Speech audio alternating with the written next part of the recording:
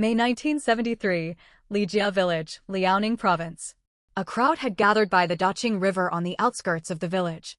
Pei Shunning, an educated youth who had arrived only 2 months earlier, had fallen into the river. Song Chungin from the same village had pulled her out of the water. Oh dear, what a terrible thing. She's barely breathing. Chingin, 2 years ago, Ergo's wife from our village nearly drowned in the river. After some emergency first aid, she came round. Little Pei is in exactly the same state. Hurry and give her first aid. Saving a life comes first. Old Mrs. Song, she is a young girl. If your son gives her first aid like that, what will become of her reputation later on? What else do you expect us to do? The girl is on the verge of death. Can we still worry about reputations at a time like this? Are we just going to stand by and watch her die?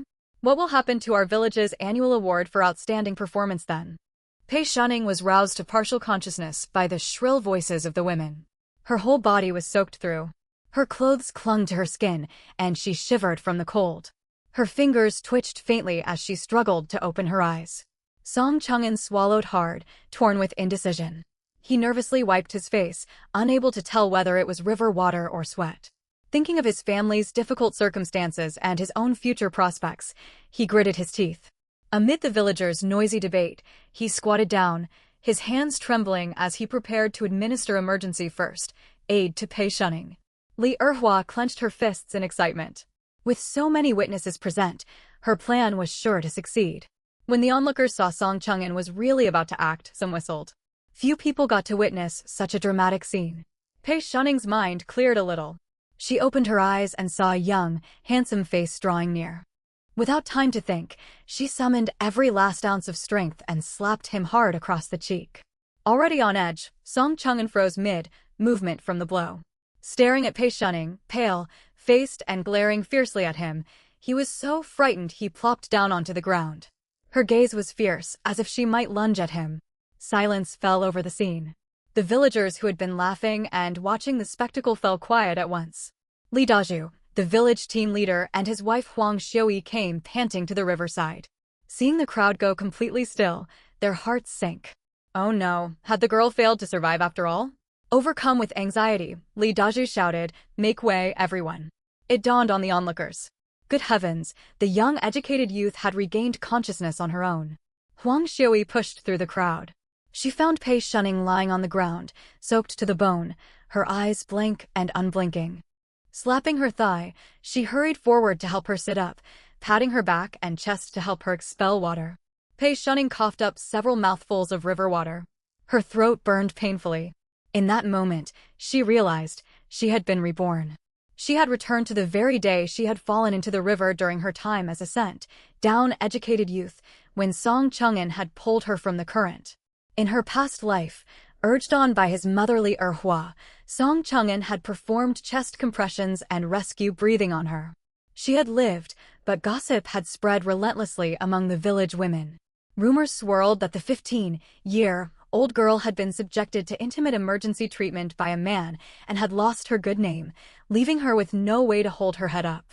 Even the other educated youths whispered about her behind her back at the youth compound. Several of them, who had never been close to her, treated her like a source of misfortune. They even demanded she move out, afraid her reputation would tarnish theirs. Worse still, a local troublemaker began lying in wait for her on her way back from work. Sniveling, he declared he did not mind what had happened and was willing to marry her. Pei Shunning had been the beloved youngest child of her family, sheltered and cherished until she turned 15. She could not bear such humiliation. On top of that, misfortune had befallen her family, leaving her with no one to turn to for comfort. Plagued by constant fear and distress, she soon fell seriously ill. It was then that Li Erhua turned up at her door carrying an old hen. She claimed her son Song Chungin would take responsibility for what had happened and marry her before he enlisted in the army. Song Chungin was good-looking, with thick eyebrows, large eyes, and a straight nose, though lean and tanned from hard labor. In those years, that was hardly considered a flaw. Food was scarce, and few people were well-fed and fair-skinned. He was regarded as a promising young man in the village. At 17, he had already passed the conscription selection. He was due to join the military in a month's time, with a bright future ahead of him. His only shortcoming was his family's extreme poverty. Song Chungin was the eldest son. Below him were two sets of twin younger siblings. His two elder sisters were only 10 years old and still of school age. There were many mouths to feed at home. Once Song Chungin left for the army, only his father Song Taijun and Li Erhua would earn work points. Barely enough to support the whole household. With this incident hanging over them, Li Erhua offered 10 yuan as a betrothal gift, saying they could hold the wedding ceremony right away if Pei Shunning agreed. Isolated at the youth compound and harassed by the local troublemaker, Pei Shunning had been desperate for a way out. Li Erhua's offer had seemed like a lifeline, and she had accepted without hesitation. Li Erhua had been overjoyed. She had even appeared thoughtful, saying they were still too young and physical marital relations would harm Pei Shunning's health. They would hold the wedding feast first and wait a few years before consummating the marriage. Pei Shunning had been deeply moved by this apparent consideration. Song Chungin had shown her kindness and concern. Before enlisting, he helped her with farm work every day and gave the troublemaker a sound beating to keep him away. Manipulated by the Song family, Pei Shunning had soon grown attached to him. After Song Chungin left for the army, she spent all her money and food coupons to help the Songs rebuild their rammed earth house into a brick building. She scrimped and saved to fund her husband's younger siblings through university. Meanwhile, she herself settled permanently in the countryside, toiling day after day in the fields. The letters Song Chungin sent every month were what kept her going. The letters contained no flowery romantic words. Instead, they urged her to look after his parents and make sure his brothers and sisters received an education. Each letter ended with a promise. Once he was promoted, he would send for her to live with him at the military base. Hoping for that day, Pei Shunning gave up her chance to sit the college entrance examination and return to the city. 10 years passed. Then Song Chungin showed up before her with a well-dressed wealthy young woman and their infant child. Only then did she realize she had been the victim of the Song family's scheme from the very start. They had only held a simple wedding feast. They had never registered their marriage. She had no official standing and no one to speak up for her. From the beginning, the family had coveted her money, food coupons, and free labor. By this point, Song Chungin had risen to the rank of regiment commander and married the privileged daughter of the Fu family. The Songs had grown prosperous and no longer needed her. They dropped all pretense and laid everything bare. The twin siblings she had supported with her own resources turned on her, sneering that a worn-out village woman like her had no right to set her sights on their accomplished elder brother. Only someone of Fu Ro's status was fit to be their sister-in-law. In their eyes, Pei Shunning was not even worthy to polish Fu Ro's shoes. Even that might have been bearable. She could have accepted that she had been foolish and walked away. What she could never forgive was that the Song family had hidden letters addressed to her, deliberately keeping her in the dark. Pei Shunning had been sent down to the countryside because disaster had struck her family. Her grandfather Pei Jiangwo, once a senior military officer, had been condemned for speaking up for an old comrade in arms and sent to a farm for labor reform. Her father Pei Yuanshan, also in military service, had been implicated and exiled alongside him. Her eldest brother Pei Shuan, on a special mission along the remote border, had escaped punishment thanks to the protection of another senior leader. To save his children's futures, Pei Yuanshan had made the painful decision to publicly sever ties with Pei Shunning, her second brother Pei Shimo, her eldest sister Pei Shiyu, and Pei Shuyan. Pei Shimo worked in a machinery factory and Pei Shiyu in a textile mill. Both held formal jobs. Only Pei Shunning, fresh out of high school with no assigned work, was left vulnerable when misfortune struck the Pei family. Fearing her daughter would be dragged down by their troubles, Pei Shunning's mother quickly arranged for her to be sent to the countryside. 4 letters had arrived for her over the years, 3 from the capital and 1 from the labor reform farm. The first was a desperate plea from her eldest sister. Shortly after Pei Shunning left the city, her eldest brother's wife Lu Jiwei could not endure hardship. Afraid of being tainted by the Pei family's troubles, Lu Jiwei used connections to divorce Pei Shuan. To protect herself, she abandoned their infant son Pei Lichin with Pei Shiyu and Pei Shimo and returned to her own family. As long as the marriage had stood, the family had been left largely untouched. Once the divorce became known, however, Pei Shiyu and Pei Shimo lost their jobs on false charges. With no income and their savings taken away by Lu Jiwei, the siblings scraped by making matchboxes to feed the baby Pei Lichin. Plagued by hunger and cold, the little boy soon fell ill. They spent every coin they had, yet his condition did not improve. In desperation, Pei Shuyu wrote to her younger sister in the countryside, begging her to send money and food coupons for the child's medical treatment. The second letter came from Pei Shimo. After a high fever, Pei Lichin had developed severe pneumonia. He died in hospital when they could not gather enough money for treatment. Crushed by grief, Pei Shuyu lost her sanity. She ran out into a rainy night and was never seen alive again. Pei Shimo searched frantically for her. He even humbled himself and begged Lu Jiwei for help, only to be driven away by her family. 7 days later, Pei Shuyu's body was found in an abandoned courtyard house. The last letter from the capital was also written by Pei Shimo. He told her to stay alive and said he had found the person responsible for their sister's death and intended to avenge her. The letter from the labor reform farm was a notice demanding a family member come to collect the deceased's remains. If no one claimed the body, the farm would bury the person in an unmarked grave. Unable to reach other relatives in the capital, the authorities sent the notice to Pei Shunning, the only daughter listed with a current mailing address despite the severed family ties. Song Chung'an told her that Pei Shimo had killed the eldest son of the Fu family, Song Chung'an's brother-in-law, to avenge their sister and had been executed by firing squad. Still unsatisfied, the Fu family spread distorted accounts of the deaths of Pei Shimo, Pei Shuyu, and the child among Pei Shunning's grandparents and parents at the labor reform farm. This indirectly led to all of their deaths. To eliminate every last trace of the Pei family, the Fu family arranged for news of the whole tragedy to reach Pei Xuan while he was recovering from serious injuries in a military hospital in the capital. Overwhelmed with shock and sorrow, Pei Xuan passed away soon afterwards.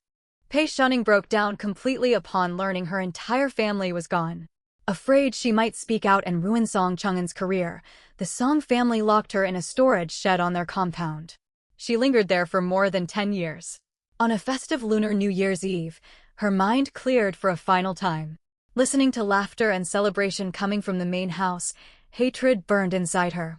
In the dead of night, she took several thick wooden poles and jammed shut every exit of the brick house she herself had paid to build. She stumbled to the kitchen, found matches, and set fire to the building. Flames swallowed the whole house. The Song family woke screaming, yanking uselessly at the blocked doors. Pei Shunning stood outside holding a heavy wooden stick, listening as shouts turned to pleas for help. Trained by years in the military, Song Chung'an realized he could not get out through the doors. He climbed onto the heated brick bed and kicked hard at the wooden, latticed window. The lattice splintered open, making an opening just large enough for one person to squeeze through. Ignoring his parents, wife and children, Song Chung'an scrambled out through the gap, his clothes smoldering. Pei Shunning lifted her wooden stick and brought it crashing down hard against his head. Warm, sticky liquid splashed across her face. For a moment she felt the grim satisfaction of revenge. Hearing villagers rushing over to put out the fire, she paid no more attention to what was happening inside the burning building. Clutching a jade bead her mother had given her before she left for the countryside, she walked calmly into the flames. Perhaps because of her unyielding obsession, she opened her eyes once more, back at the river, the very moment she had been pulled out of the water. That was why she had summoned all her remaining strength to deliver that crucial slap, altering the course of everything that would have followed. Realizing she was alive, Li Daju breathed a huge sigh of relief. If she had died, his position as village team leader would almost certainly have been finished. These troublesome people never did much useful work, yet kept creating endless headaches. He roared at the watching crowd, "What are you all standing there for? The girl is in this state. Get her to the health clinic right away." Li Erhua snapped back to reality. She could not let her carefully laid plan fall apart. She kicked Song Chung'an, still sitting dazed on the ground. "Chung'an, what are you staring at? Carry young Miss Pei to the health clinic at once. You pulled her out of the river. If any other man handles her now, her reputation will be completely ruined." Song Chung'an still shuddered at the ferocious look in Pei Shunning's eyes. It had been terrifying. Jolted by his mother's kick, he regained his wits. He glanced again toward Pei Shunning. She huddled in Huang Xiuye's arms, trembling, showing none of that frightening fierceness. Had he imagined it in his panic? Song Chung'an brushed dirt off his clothes and stepped forward, stretching out his hands tentatively. "Aunt Xiui, let me take her. Uncle Daju can get an ox cart ready, and I will take her straight to the town health clinic." Lijia village had once been the ancestral home of a high-ranking official in the Ming dynasty. Before liberation, the whole village had belonged to the Li clan. After liberation, old clan power faded, and families from surrounding areas were resettled here. The Song family was among those who moved in. Even so, most villagers still bore the surname Li. They were closely related and stuck firmly together. The Li clan continued to hold sway, and most village officials were Li family members. Li Erhua was a distant cousin of Li Daju, so Song Chang'an called Li Daju his maternal uncle. Huang Xiaoyi hesitated. While the villagers were not overly fond of the educated youth, no one dared mistreat them. Pei Shunning was only 15. If Song Chang'an carried her through the village, rumors would inevitably start. Before Huang Xiaoyi could speak, Pei Shunning gathered enough strength and turned toward Li Daju, her voice hoarse. Team leader, I do not want to go to the health clinic. Send someone to call the public security police right now. Someone tried to kill me. She could not accuse Song Chang'an of improper conduct. Everyone present had seen he had intended to give emergency aid. If she made such an accusation now, people would only think she was ungrateful. She needed to shift everyone's attention onto something far more serious. Kill you. Someone cried out in shock. Li Daju's expression turned grave as he stared at her. Young Miss Pei, you cannot make accusations like this without proof. Who would try to kill you? I went to the river to draw water today. Someone pushed me from behind, and I fell in. I came here in answer to the national call to support rural construction. Though I cannot do heavy farm work yet, I have been trying my best. Now someone has tried to harm an idealistic, educated youth. This is an attack on national construction and national unity. The culprit must be found and brought to justice. Li Erhua was badly frightened. Her original plan had only been to arrange a hero saves beauty situation. She had heard from other educated youths that Pei Shunning often shared rare treats, so she knew the girl came from a well-off family. Li Erhua had hoped her son could marry her to ease the Song family's crushing financial burden. She had never intended attempted murder. If the public security police got involved, her scheme might be uncovered, and the consequences would be severe. Sweat beaded on Li Erhua's forehead. She forced an awkward smile, her narrow eyes darting about. Young Miss Pei, there is no need to bring the police into such a misunderstanding. Only villagers come to this spot. No one bears you any grudge. You must have slipped on your own. Panic after falling into the river has made you imagine things. Many villagers thought Li Erhua made sense. The laws of that era were strict. Even petty theft could bring heavy punishment, let alone alleged attempted murder. Though the villagers were unwelcoming to outsiders, no one dared commit such a serious crime. You cannot make claims without evidence. If the police come, neighboring Wangjiaga village will mock us endlessly. Team leader, do not call the police. Matters ought to be settled within the village. Voices rose in protest all around. Having lived more than 20 years in this village in her past life, Pei Shunning knew well how these people thought. To them, the Li clan ought to handle all local affairs. As a newcomer of only 2 months, she could expect little support. She had never truly intended to summon the police. She had slipped after stepping on moss someone had laid near the crooked neck tree where the educated youths fetched water. The whole point of saying this was to divert everyone's attention, so they would stop fixating on Song Chang'an rescuing her. This era had its merits too. Ordinary common people were timid. Li Erhua, an illiterate country woman with a guilty conscience, naturally wanted to settle the matter as quickly as possible. Even if villagers brought it up later, she would find ways to shut their mouths. Pei Shunning's pale little face was filled with terror. Tears welled up in her eyes, and she looked utterly distraught. Captain, it was no illusion. Someone was trying to harm me. Please report this to the Public Security Bureau.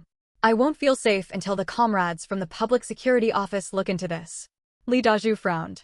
His sharp gaze swept across the onlookers. When he caught sight of Li Erhua's guilty-looking face, a jolt of alarm went through him.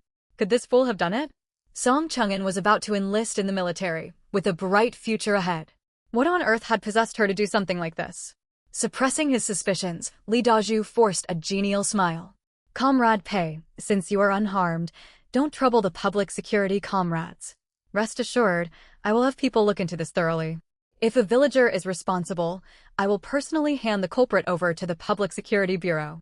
You've had quite a fright today. I'll grant you 3 days leave. Rest well and return to work once you've recovered. What do you say? Pei Shunning sneered inwardly. She had known this would happen. Thinking about how she would reshape her family's fate in the days ahead, she would frequently need to ask for leave and obtain official introduction letters, meaning she would rely heavily on the brigade captain. She could not afford to alienate him. Life in the 1970s was nothing like later times. For villagers to travel, they needed both the brigade captain's approval and an official introduction letter issued by the village. Without these, they could be arrested as vagrants and detained. For now, she could not punish Li Erhua and her son, but she could seize this chance to secure more benefits for herself. Pei Shunning looked up at Huang Xiui, who had half supported her, and lowered her voice. Aunt Huang, I caught a chill from falling in the river. My monthly period is also approaching, and my abdomen hurts terribly. I'm afraid this might leave lasting health problems. Huang Xiui was the village women's director, the perfect person to bring this matter to. She instantly grasped Pei Shunning's meaning and turned to Li Dazhu, speaking sharply. 3 days is hardly enough. It is only May, and the river water is bitterly cold. She will almost certainly develop a fever after this. Grant her more leave so she can recuperate properly. The fields will not suffer from losing one laborer.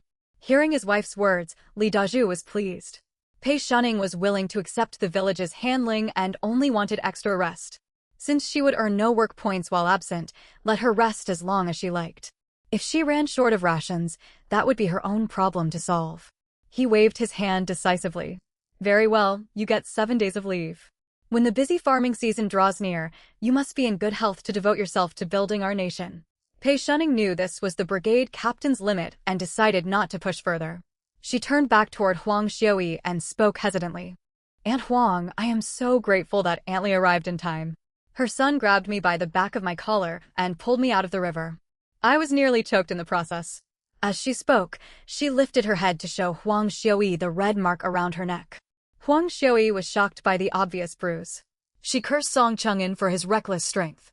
Had he pulled her out a moment later, the young woman might have suffocated, even if she escaped drowning.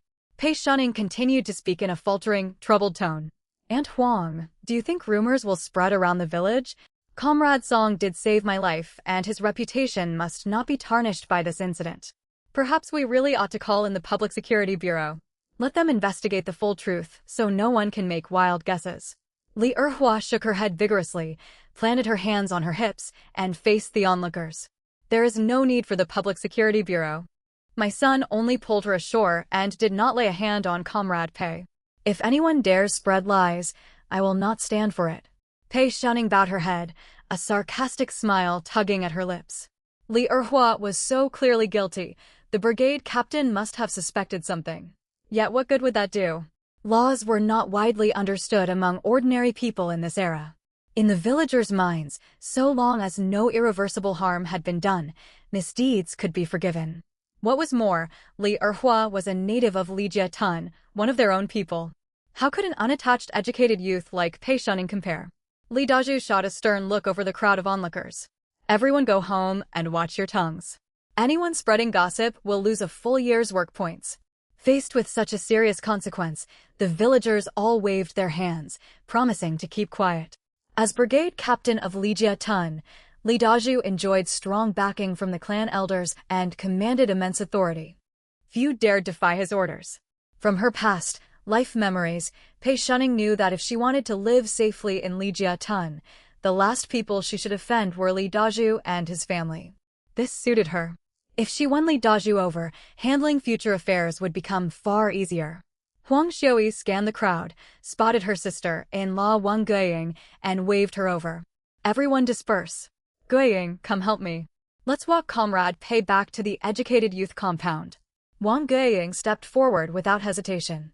She and Huang Xiui supported Pei Shunning between them, heading toward the youth compound. Li Dazhu called out to Li Erhua, who was trying to slip away into the crowd, his tone grave. Erhua, come with me to the brigade office. Bring Chung'an too. Inside the educated youth compound, several young intellectuals sat around a table, constantly glancing toward the gate. What is keeping Pei Shunning? Why is she still not back so late? Making all of us wait for her is really unreasonable. Lin Qiuju frowned and complained. Apart from the 2 female educated youths who had married locals, she was the longest, serving female intellectual in Lijia Tun, having been there 3 years. She considered herself the unofficial representative of the female educated youth. She resented Pei Shunning for holding up their dinner. Li Fong rubbed her aching arms, her voice full of irritation. Who knows? She is probably slacking off somewhere. Hongmei and I cooked supper today. She has only been here 2 months, yet she carries herself like a pampered young lady from a wealthy household. We all came down to the countryside. Why must she be so special? We have worked hard all day in the fields. All we want is to finish dinner and rest. Now she is not even here to cook, and we all have to wait for her. Do we owe her something? The compound had one cooking stove, built with money pooled by the earliest arrivals. The large iron pot and kitchen knife had also been bought with their combined money and food coupons. Later arrivals each paid 1 yuan for the right to use them. Originally, there had been 7 educated youths. 2 of the earliest young women had married local men and left, leaving 5. 2 months ago, Pei Shunning and Lin Wei were assigned here, bringing the total back to 7. To save time and effort, everyone pooled their rations and cooked together in one big pot. Work was divided. The young men handled heavy labor such as fetching water and chopping firewood, while the young women prepared all 3 daily meals. It was not perfectly fair. Fetching water and chopping wood were not daily tasks, yet cooking had to be done every day. In practice, the young women bore more of the burden, but everyone had accepted this arrangement. Pei Shunning had grown up sheltered and had no cooking experience.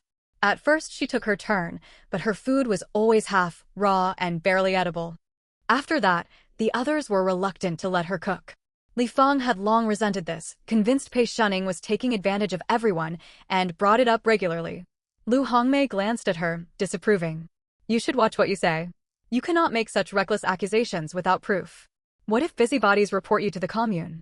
Besides, Shunning is a good person. She simply has not adapted to rural life. We are older than her. We ought to be more tolerant. Li Fang's face paled, realizing she had spoken carelessly. She glanced around and muttered under her breath, "You are just pretending to be kind." Still disgruntled, she turned toward Zhao Jianhua, who sat nearby. "Comrade Zhao, you are the person in charge of the compound. Don't you think she is wasting everyone's time?"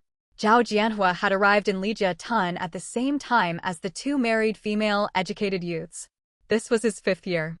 Unwilling to waste his life in the countryside, at 25 he remained unmarried, still hoping for a city return quota.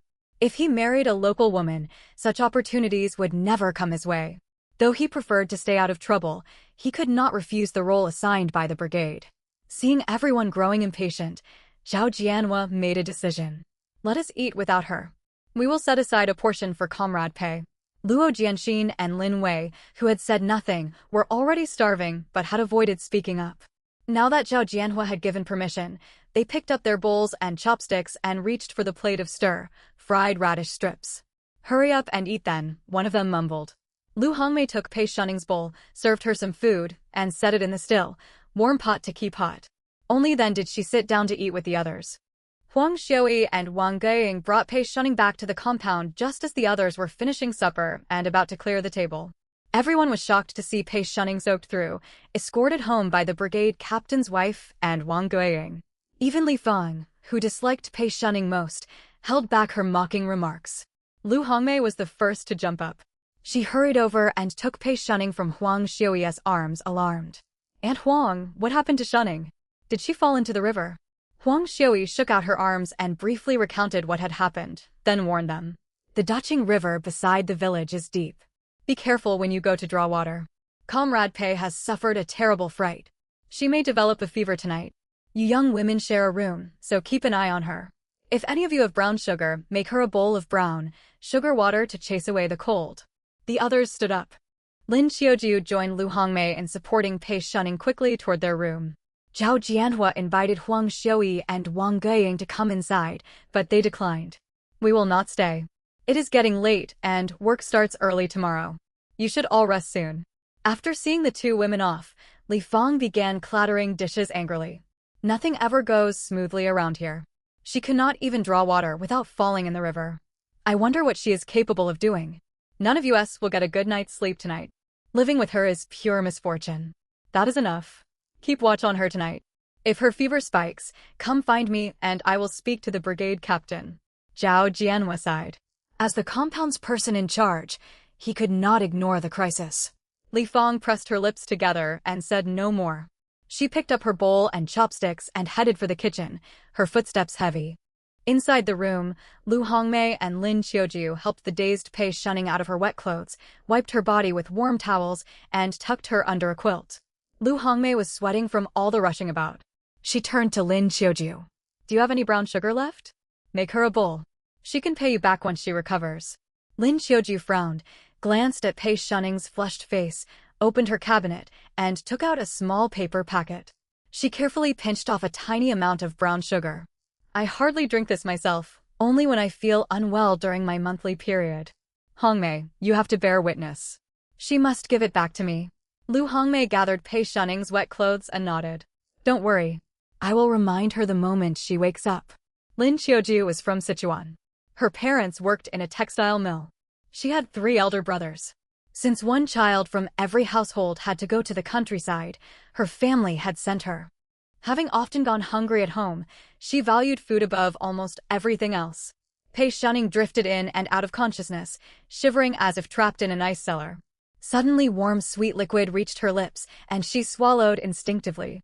Warmth spread through her stomach, and gradually her whole body grew comfortable. She sank into a deep sleep. Lu Hongmei exhaled in relief, felt her still, warm forehead, and glanced at the irritable Li Fong. "She is asleep now. Blow out the kerosene lamp. I will sleep beside her and keep watch through the night." "Honestly, this is such a nuisance," Li Fong grumbled, blew out the lamp, and lay down. Pei Shunning opened her eyes again at noon the next day. Staring at the familiar yet strange surroundings, she still felt disoriented.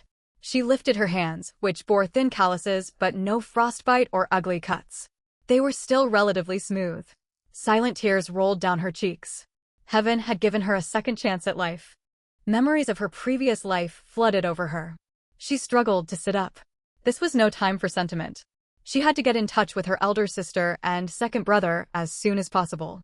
Above all else, she had to stop her young nephew from dying of illness. Lu Hongmei walked in carrying a bowl of thin congee. Seeing Pei Shunning sitting up, she set the bowl on the kang and touched her forehead. "You are awake at last.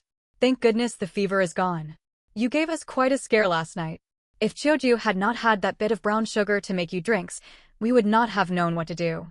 She guards her supplies closely, so remember to return her brown sugar. You must be hungry. Have some congee first. We did not cook for you since we did not know when you would wake. This was leftover from last night, reheated. Eat this first, and cook something else later if you want." Pei Shunning looked at the thin, dark-complexioned young woman with 2 braids, chattering away as she handed over the bowl. This was Lu Hongmei, the kind-hearted girl of the compound, always ready to help others so long as her own interests were not threatened. Tragically, good people did not always have good fates. In her past life, Lu Hongmei had been assaulted by Li the Lame from the village while walking through a small wood. Li the Lame's father had died young. He lived with his sharp-tongued mother, old Lady Wang. They were extremely poor, and no local family would give their daughter to him in marriage. Encouraged by his mother, they set their sights on the female, educated youths. After observing for a long time, they fixed on Lu Hongmei. Though not the prettiest girl, she was hard, working, and capable. She could earn 10 full work points a day, equal to a strong male laborer. She had not gone home or sent money to her family in the 3 years since arriving. With no family backing her, she seemed easy to manipulate. So mother and son hatched a scheme to force her into marriage. One day after work, as Lu Hongmei walked alone to the river to wash clothes, Li the Lame dragged her into the woods when no one was around. Afterwards, he knelt before her, slapping his own face and weeping. He claimed he had lost his senses because he was so infatuated with her and swore he would take responsibility and treat her well for the rest of his life. At first, Lu Hongmei refused firmly, insisting on reporting him to the authorities so he would face severe punishment. Old Lady Wang panicked. Her son's conviction would mean ruin for their family. She staged a dramatic scene of wailing and threatening suicide in front of the Lijia Ancestral Hall, demanding the brigade captain do her justice. Her son could not be destroyed. Their family line must not end. The clan elders naturally sided with the local family. Li Dazhu and the elders pressured Lu Hongmei repeatedly. Li the Lame was severely beaten as a token of compensation. Worn down by persuasion and coercion from the whole village, Lu Hongmei finally yielded and married him. For the first few years, her life was tolerable. Li the Lame treated her decently, and old Lady Wang did not mistreat her. But after she gave birth to 4 daughters in a row, old Lady Wang grew hostile toward her and abused her constantly for trivial reasons. Li the Lame's infatuation faded. He was a mother-dominated man and would not stand up for his wife. Shortly before Pei Shunning lost her sanity in her past life, Lu Hongmei had become pregnant for the 5th time. Pei Shunning could no longer recall whether it would be a boy or a girl. Lu Hongmei noticed Pei Shunning staring blankly at her and waved a calloused hand in front of her eyes. "Shunning? What is wrong? Are you still feeling unwell?" Pei Shunning snapped back to reality and took the chipped porcelain bowl from Lu Hongmei. She had brought this bowl from Beijing. It had chipped, and she had not found time to buy a new one in town amid all her farm work, so she still used it. "Hongmei, thank you for looking after me all night. I must have caused you so much trouble." Lu Hongmei wiped her hands on her clothes and smiled, her eyes crinkling. "It is nothing. We are fortunate to live together. Of course we help one another. Rest well. I have to go to work. Remember to cook yourself something to eat." Pei Shunning watched her hurry out. She remembered that in her past life, Lu Hongmei had nursed her through that same terrible night. Later, when the other educated youths ostracized her, Lu Hongmei was the only one who still treated her normally. She would repay that kindness. This lifetime, she would save Lu Hongmei from that terrible fate. Her stomach growled. She drank the whole bowl of thin congee in one go. Having gone 2 meals without food and exhausted from the river incident, she was ravenous. The warm congee soothed her empty stomach. Thoughts of the ungrateful Song family made a cold glint flash in Pei Shunning's eyes. Given this second chance, she would make them pay for what they had done. She tried to recall the major events of the next 20-odd years. Her hand moved instinctively toward the jade bead hanging around her neck, an old habit from her past life whenever she was deep in thought. As she lifted her hand, her finger caught on the bowl's sharp chip. A small cut appeared on her fingertip, and a drop of blood welled up. Lost in thought, she did not notice. Revenge could wait. Right now, her top priority was to save her family from their tragic fate. According to letters from her second brother in her past life, her eldest sister's misfortune had begun when her young nephew had died of a high fever. She needed to send money and food coupons home as soon as possible. What else could she do to keep the boy safe? As Pei Shunning frowned, lost in thought, a flash of white light burst before her eyes. In an instant, she found herself standing beneath a huge, leafy ancient tree. In front of the big tree stretched an expanse of barren black soil, covering roughly 2 mu of land. Beneath the tree lay a small courtyard enclosed by a fence. Near the big tree inside the courtyard stood a white jade stone table. On the table, a rectangular crystal screen glowed brightly. Pei Shunning stared in stunned silence for a moment, then walked instinctively to the stone table and reached out to touch the strange crystal screen. A flash of white light swept across the screen, revealing a small cat with a pair of wings growing from its back. The cat spun twice on the spot, shook its head, and fixed its sapphire, blue eyes on Pei Shunning. Startled, Pei Shunning stepped hastily backward 2 paces and muttered to herself, What is this creature?" The kitten on the screen raised its 2 front paws and clasped them together in a human-like gesture, its brows furrowing as it looked at Pei Shunning. "Oh no, this is terrible. How did I end up in a little world where no one can cultivate?" Pei Shunning steadied her nerves. In her past life, after this special era passed, the old Song family had somehow gotten hold of a chest of gold and silver jewels and struck it rich. They had bought a bulky color television set, which had caused quite a stir in the village at the time. She had peeked through their window a few times and seen many strange little creatures on the screen, all capable of human speech. She supposed this crystal screen was much the same as that television, only with far sharper imagery. She stepped forward again and felt all over the crystal screen, trying to find its power switch. The creature on screen dodged her touches, giggling and begging for mercy. "Master, stop that, you're tickling me half to death." Pei Shunning searched fruitlessly for any switch, while the kitten on the screen kept rolling about pleading for her to stop. Realizing something was amiss, she ventured a question, "Are you talking to me?" Relieved that she had finally stopped, Huanli flipped nimbly to its feet and rubbed its head against the surface of the screen. "Of course I am. Your blood awakened me, so you are my master from now on." "My blood?" Pei Shunning thought hard and held up her hand to look at the tiny cut on her finger. She recalled rubbing the jade bead hanging against her chest with that very hand. That was it, the jade bead. She reached toward her chest, only to discover that the jade bead she had never taken off in either of her lifetimes was gone. "Where is my jade bead?" It's vanished. Pei Shunning grew anxious. It was a keepsake left to her by her mother. Huanli sighed. Binding to a mortal was such a hassle. It explained patiently, Master, don't look for it. That jade bead was the medium for our binding. Now that we are bound to one another, it has dissipated. Pei Shunning froze. As fantastical as this was, she could accept it. If rebirth could happen, there was no reason other odd occurrences could not. Calming down, she slowly sat on the stone bench beside the table, rested her chin in her hand, and regarded the kitten on the screen. Since I am your master, tell me about yourself and explain why you bound yourself to me. Huanli twisted its small body around and spoke cheerfully. Master, I am the spirit of a divine artifact that links two worlds. I feed on spatial energy generated by transactions between realms to raise my power. If I absorb enough spatial energy, I too may one day attain immortality. There are 8 divine artifacts like me in the upper realm, and they normally only manifest in cultivation worlds.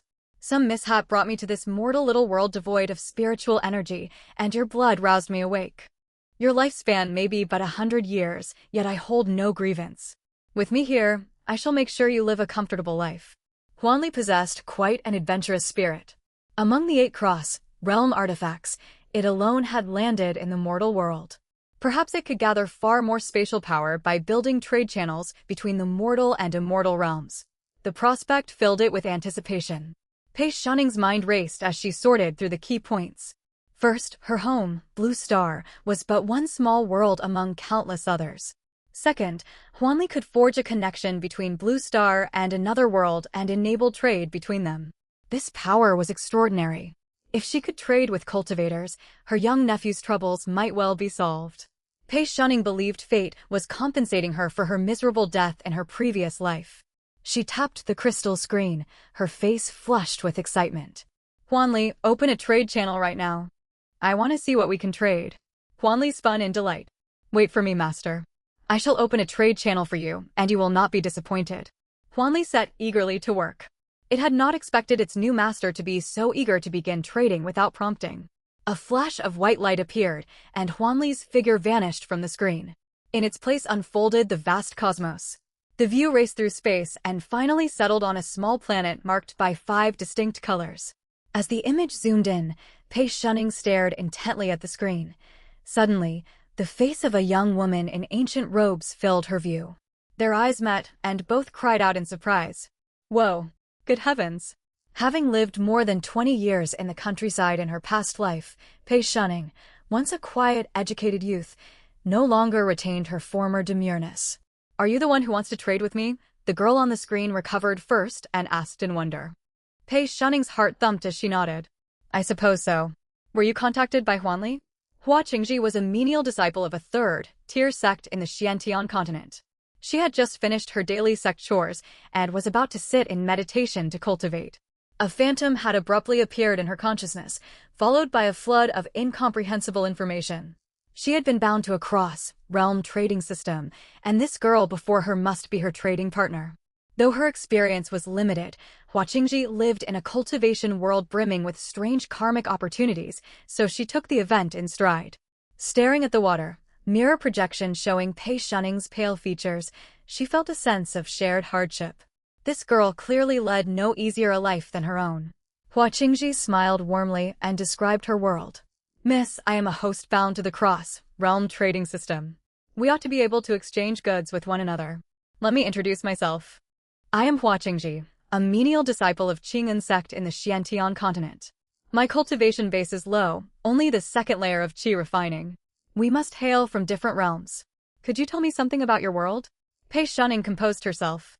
Having already lived through rebirth, there was little left to shock her. She coughed lightly and replied frankly, Qingji, greetings. My world is Blue Star. I am Pei Shunning, an urban educated youth sent down to the countryside in Huagua. It is a pleasure to meet you.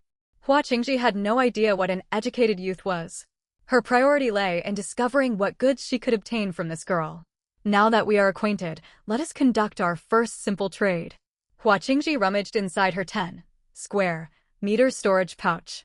Apart from a handful of low-grade medicinal pills, it held only a wild ginseng root she had dug up on the mountain. The ginseng contained scant spiritual energy, but was edible raw. She had gathered it as emergency food for lean times. Uncertain what Pei Shunning had to offer, she was unwilling to part with her precious pills. This common wild ginseng would serve as a trial trade. Wild ginseng grew abundantly in the mountains. She stood to lose nothing even if she received nothing worthwhile in return. Hua Qingji held up the ginseng and shook it toward the mirror. Miss Pei, I offer this wild ginseng for trade. What will you give me in exchange? Pei Shunning patted her empty clothing pockets and flushed in embarrassment. Huanli, can I leave this space for a moment?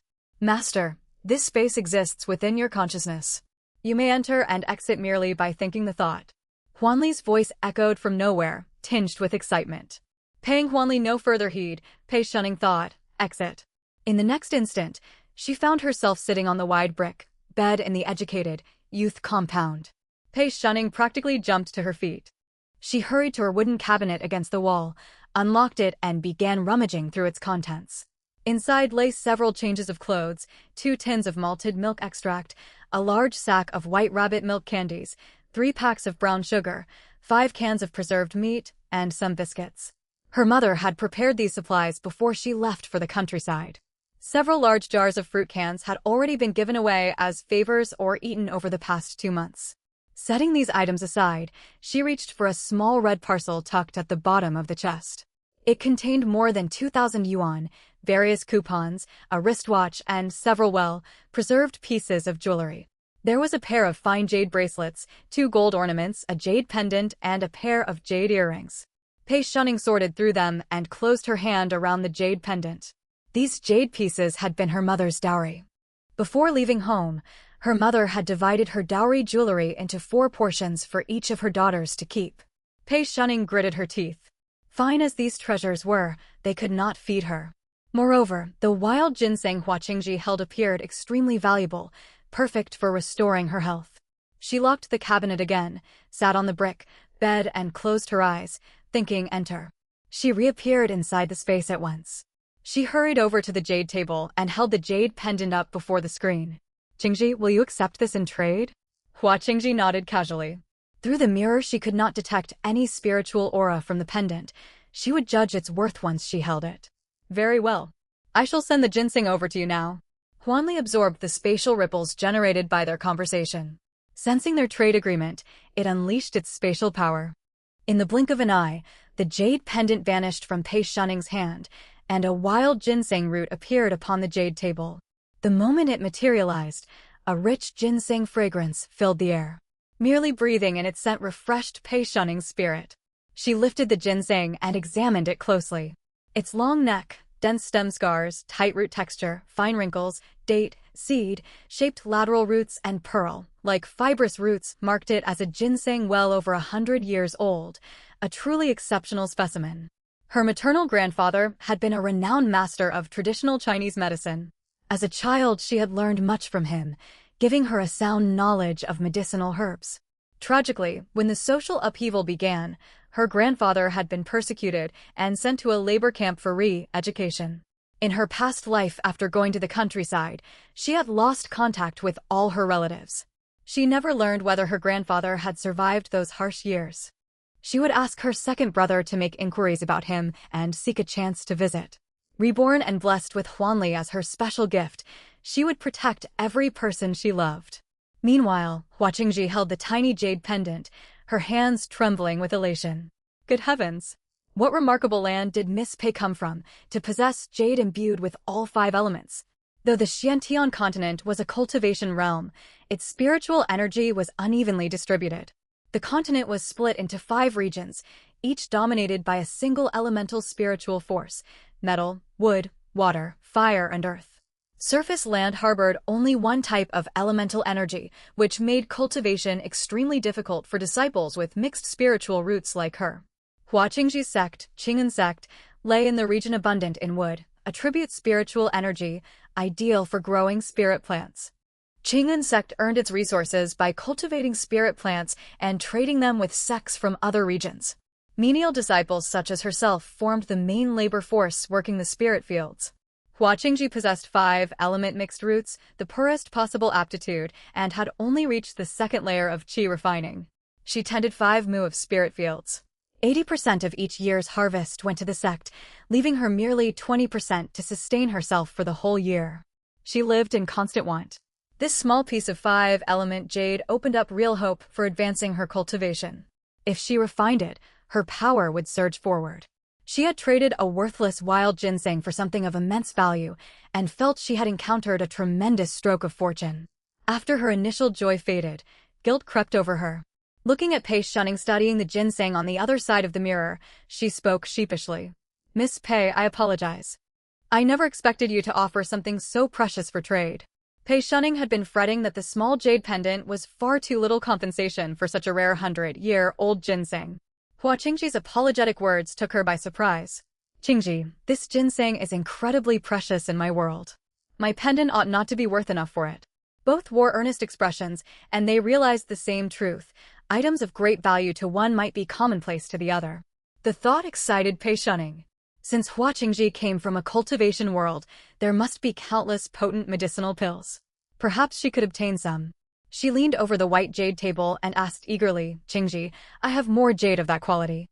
Could you obtain some medicinal pills that ordinary mortals may take to strengthen their bodies?" Hua Qingji was thrilled at the prospect of more 5-element jade in exchange for simple mortal-use strengthening pills. She would normally have turned the request down. Crafting those trivial pills took great effort, time better spent weeding spirit, plant fields. Yet everything was different now. Pei Shunning was offering 5-element jade. Refining the piece she already held would push her cultivation to at least the 6th layer of qi refining. Then she could rent more spirit fields and greatly increase her income. If Miss Pei could supply more 5-element jade, building a foundation stage cultivation was well within reach. Seeing the benefits clearly, Hua Qingji grew equally excited. "I can prepare some body-strengthening pills that can cure all mortal ailments. I also have some ready-made might-boosting pills. Would you like those? Common mortals without spirit roots take them. One dose grants a month of extraordinary physical strength. If you trade me more of that spirit jade, I can gather 100 of each by tomorrow." Pei Shunning's face flushed with excitement, and she nodded vigorously. She desperately needed those medicines. Yes. I will trade you a pair of jade earrings. Combined they are no smaller than the pendant." "Very well, it is settled. We shall meet to trade at this same time tomorrow."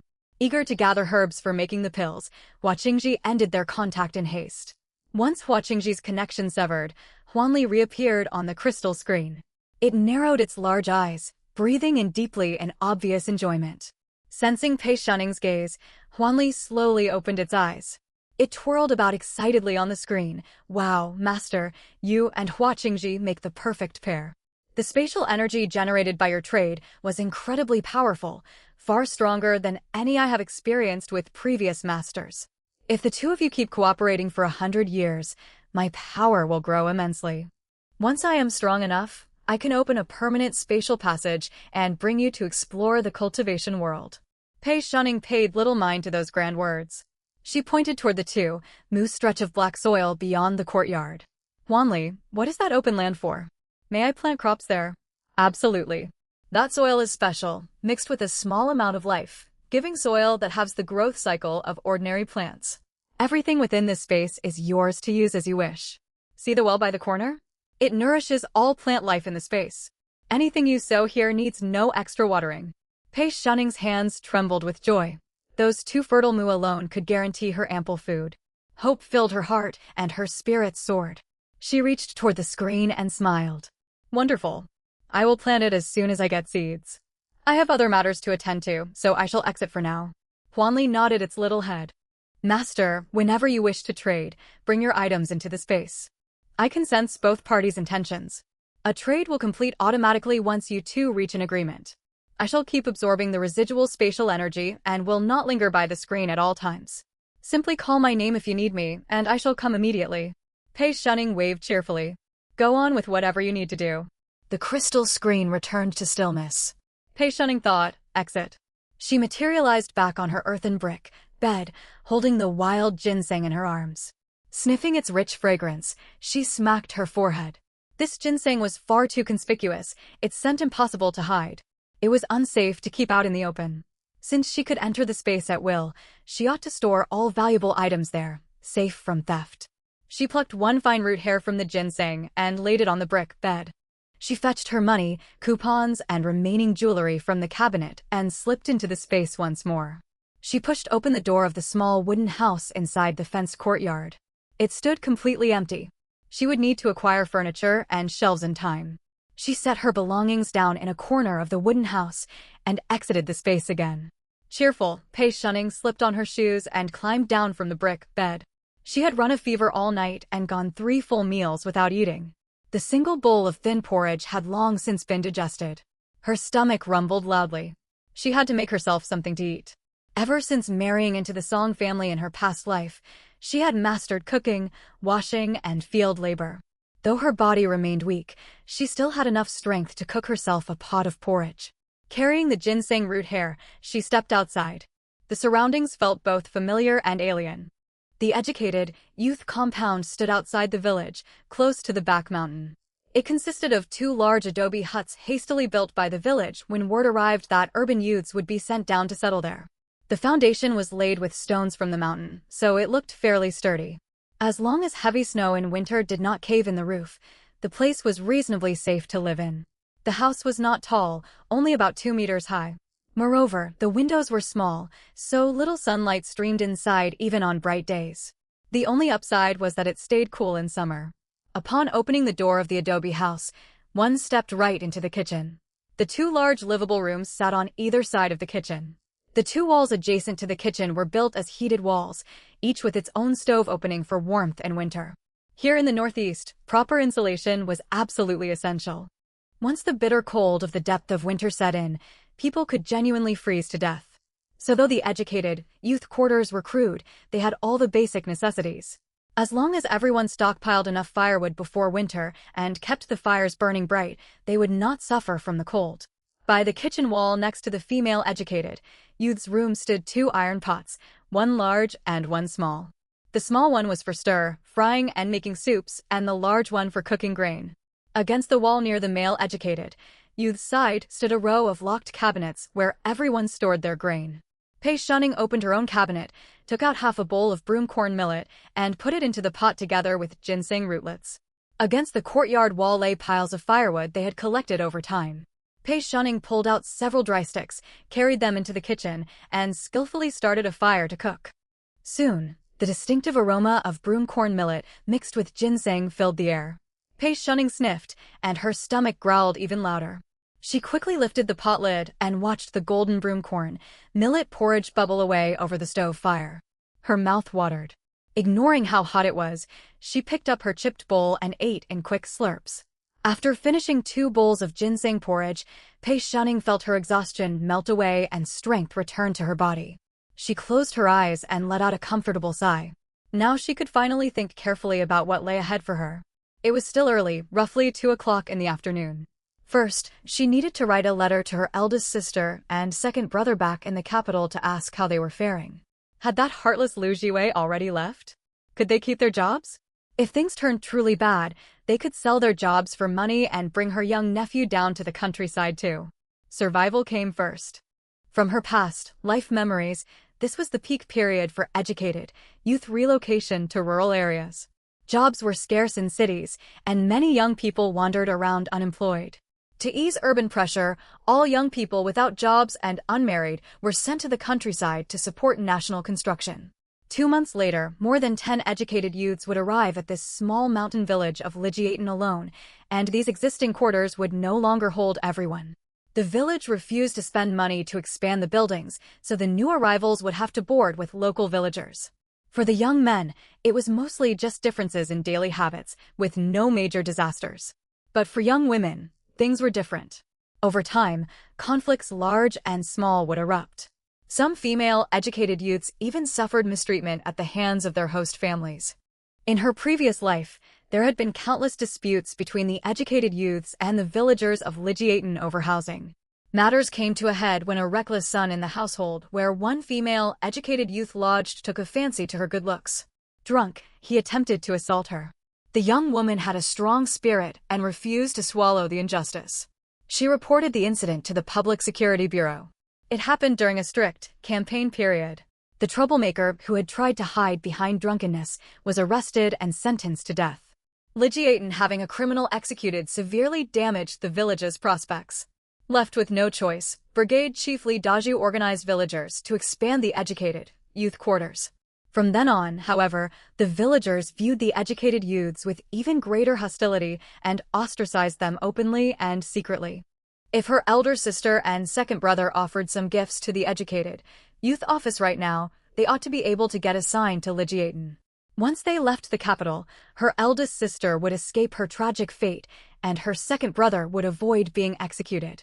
She had the magical fox spirit as her secret advantage. The three siblings could look after one another, and they would certainly be able to raise the young nephew. When the quarters grew overcrowded, she could ask the brigade chief for a plot of land and fund building her own house to move out. That would free up 3 beds in the quarters, and the brigade chief would surely agree. As far as she knew, several of the educated youths arriving in 2 months came from well-off families. If the village allowed educated youths to build private houses at their own expense, the tragedies of her past life might never happen.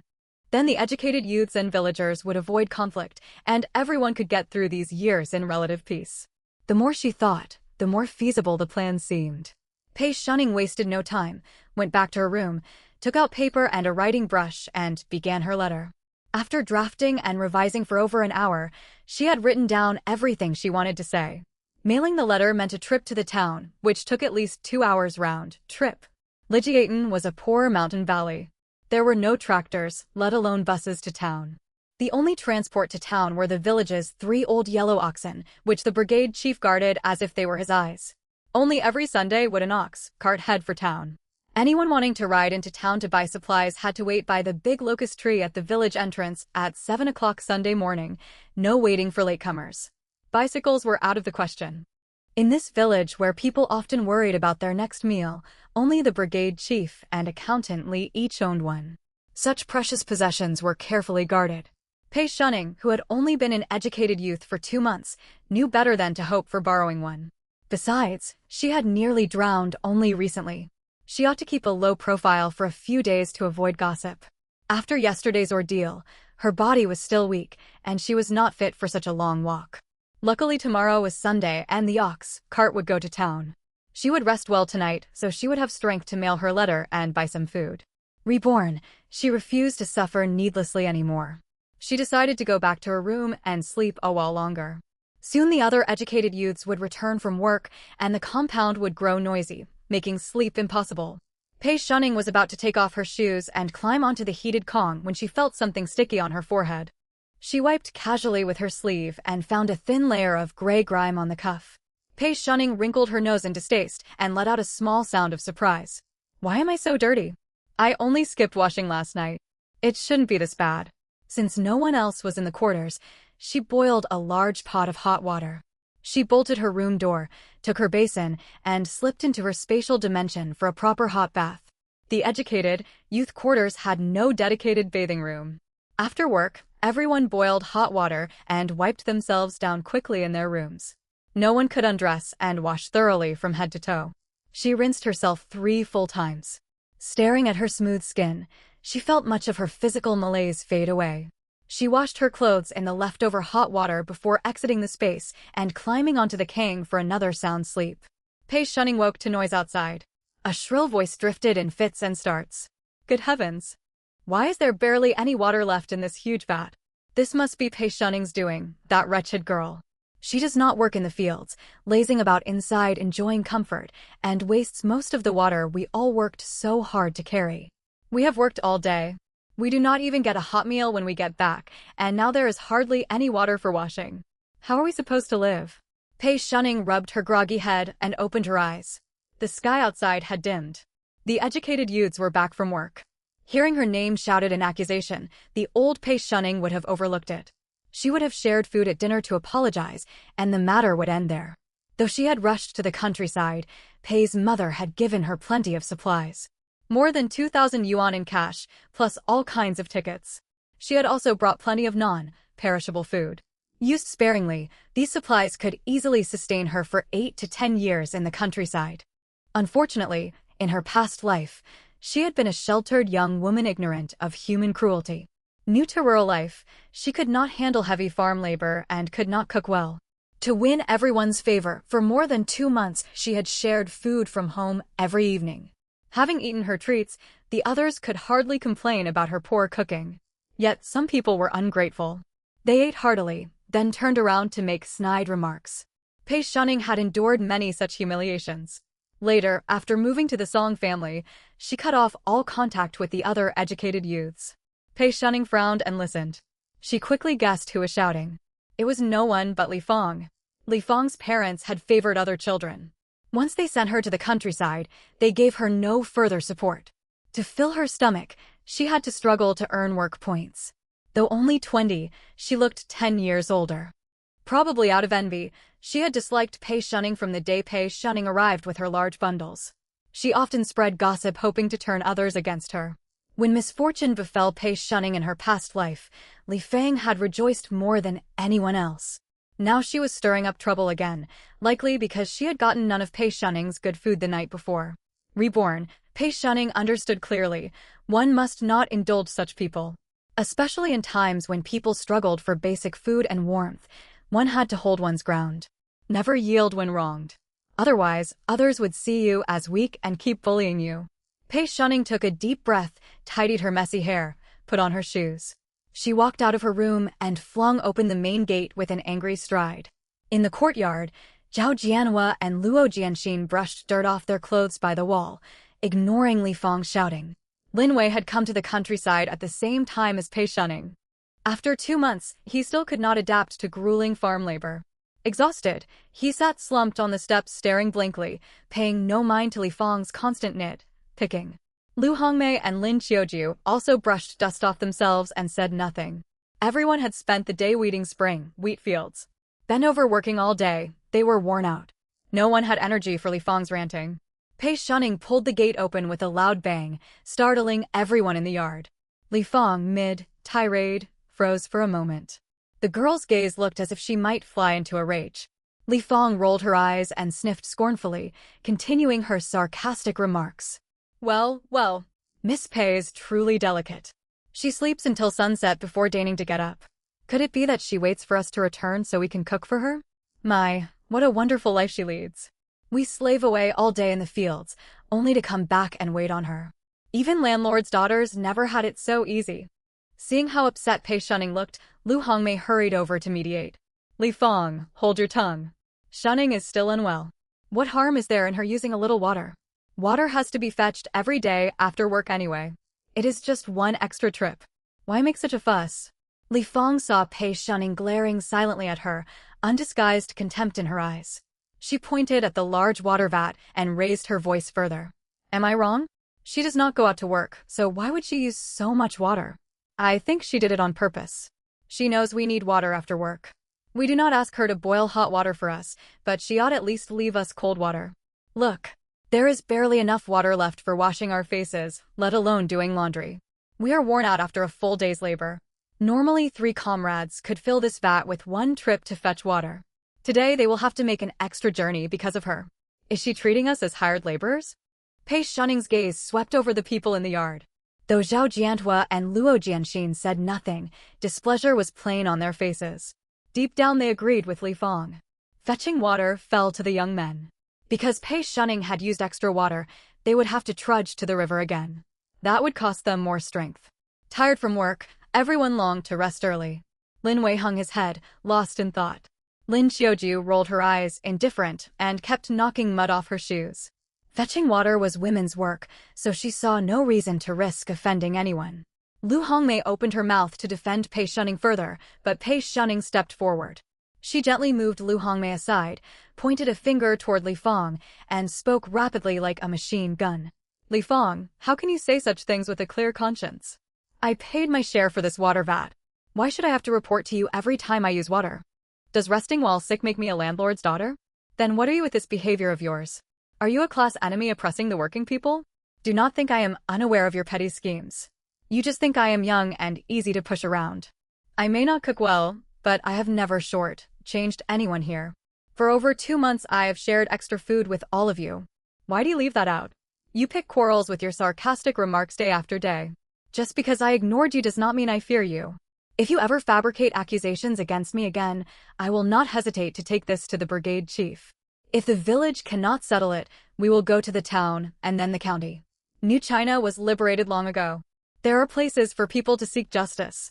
Silence fell over the courtyard. Luo Jianxin's freshly brushed clothing slipped from his hands onto the ground. Zhao Jianhua stared at Pei Shunning in shock. Even Lin Wei, who had been deep in thought, lifted his head in surprise. No one understood why the normally easy-going Pei Shunning had changed so suddenly. Lin Qiuju's eyes flickered. Hearing Pei Shunning bring up cooking, she felt uneasy. She too had gossiped behind Pei Shunning's back about her poor cooking skills, and now guilt pricked at her. Lu Hongmei stood caught between the two, unsure whom to persuade. Li Fang was stunned by Pei Shunning's sharp retort. A class enemy oppressing the working people? If that label stuck, the consequences would be deadly. Pei Shunning had never behaved like this before. In the past, she would always endure criticism. Had she lost her senses? Not only did she stand up for herself, but she also brought up such serious charges. She stepped backward, avoiding Pei Shunning's pointing finger, and spoke evasively. You, do not talk nonsense. You used up all the water, leaving us none for laundry. I only said a few words. Did you have to exaggerate everything so terribly? Pei Shunning lowered her finger, planted her hands on her hips, and spoke fiercely. Who started blowing things out of proportion? I have lived in these quarters 2 months, and no one ever told us water was rationed. I used extra water only today because I was sick and could not go out. On workdays, I never wash my clothes in the yard. I always take them to the Daching River. By that measure, I use the least water of everyone here. If you hate how tiring work is, you can ask for leave. Do not take your frustrations out on me. Do I get your work points? Do I owe you anything? I tolerated you before only to keep peace. Since you think I take advantage of everyone by not cooking, starting today, I will no longer eat with the group. I will cook for myself. Furthermore, I will not use the vat water anymore. Comrade Zhao, please calculate and return my share of the money for the vat. I will handle my own food and water from now on. Over these 2 months, I contributed plenty of extra supplies. I bought meat 3 times and shared eggs with everyone frequently. I will not even mention all the meat and fruit cans. All of that more than makes up for the fact that I did not help with cooking. Lu Hongmei tugged Pei Shunning's arm and whispered in persuasion. Shunning, do not act rashly. You cannot survive on kanji every day if you cannot cook. If you separate yourself, you will need to buy your own iron pot and kitchen knife. And what about water?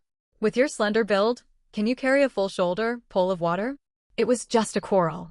Li Fang was wrong, but you have already shouted back. Let this end here. Everyone can watch their words from now on.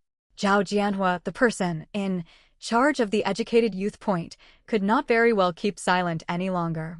He slung his coat over one arm, frowned, stepped between the two, and tried to smooth things over. Comrade Li Fang, you're in the wrong today. We agreed on a division of labor between men and women. Fetching water is our men's job. Every day after work we fill the water vat, and everyone uses the water freely. No one has ever asked people to conserve it. Coming down to the countryside has already been hard enough for us. We shouldn't have to restrict our water use too. Apologize to Comrade Pei Shunning, and we will let this matter rest. And Comrade Pei Shunning, drop the idea of moving out. It would harm group unity and make the villagers laugh at us. Li Fang had been intimidated by Pei Shunning's furious, menacing outburst. After all, she was only a 20-year-old girl.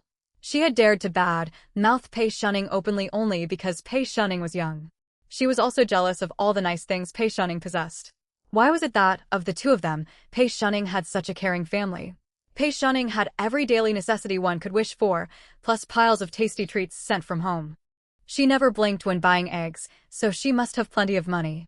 As for Li Fang herself, her family had given her nothing before she left for the countryside. They had even kept half the subsidy issued by the Educated Youth Office. If she did not struggle to earn her grain ration, she would starve out here. And her family would not care one bit.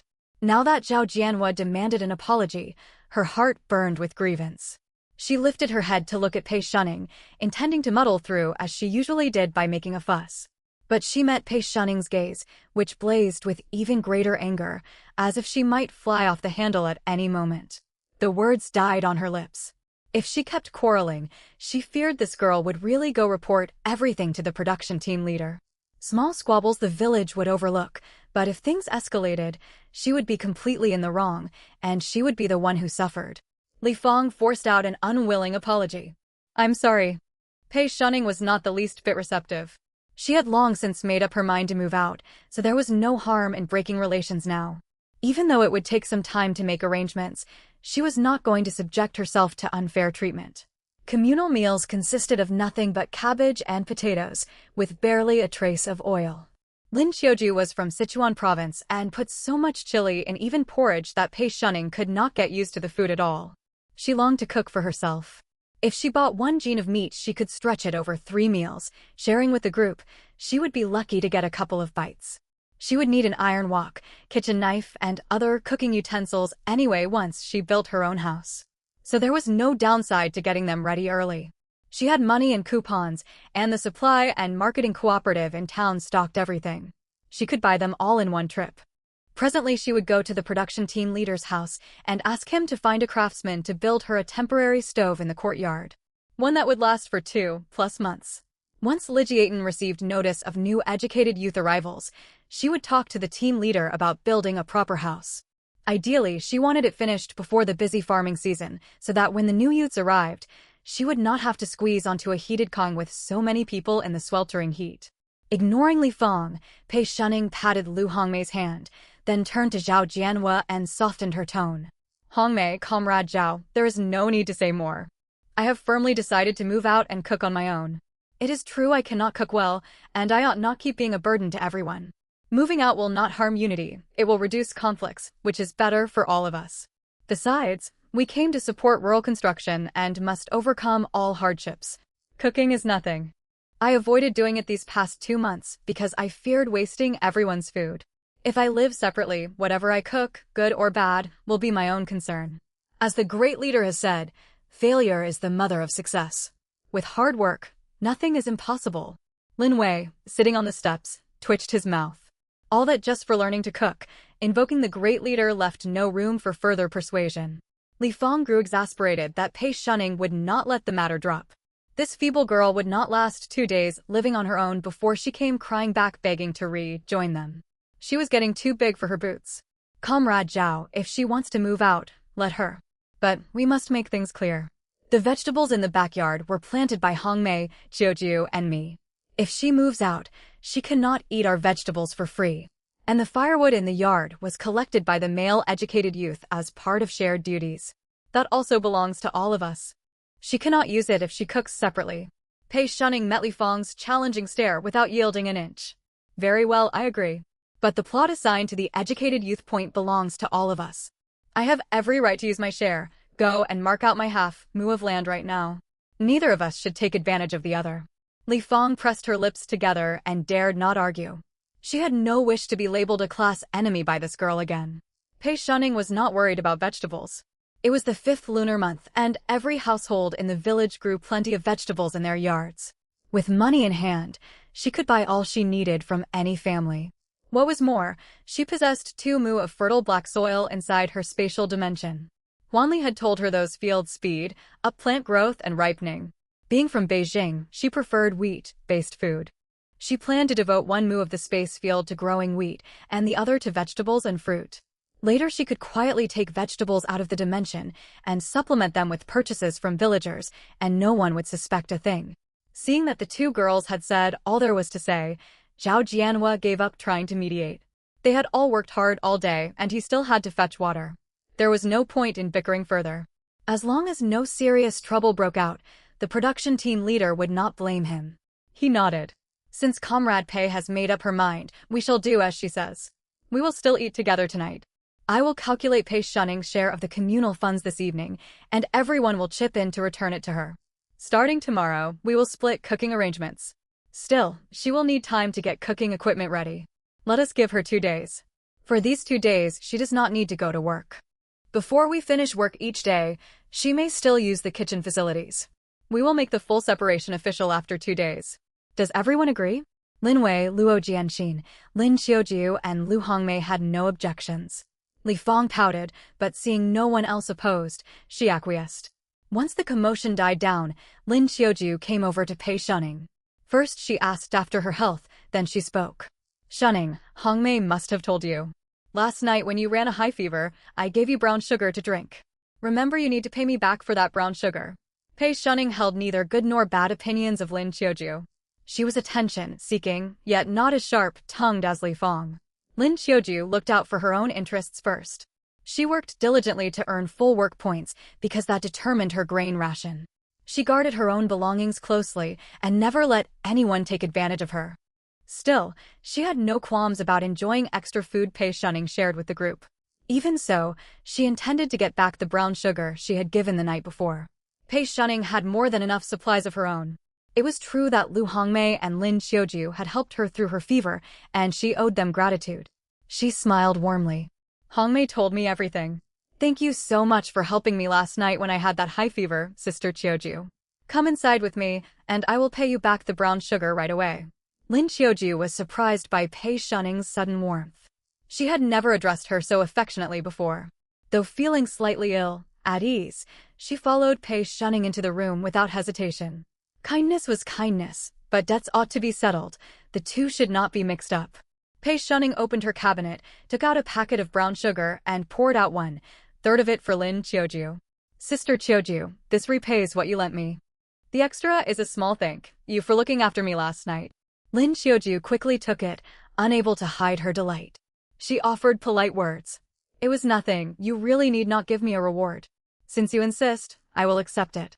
If you ever need help later, just say the word, and I will do what I can. By the way, Hongmei and I are making dinner today. Get your grain ration ready. I will light the stove as soon as I finish washing up.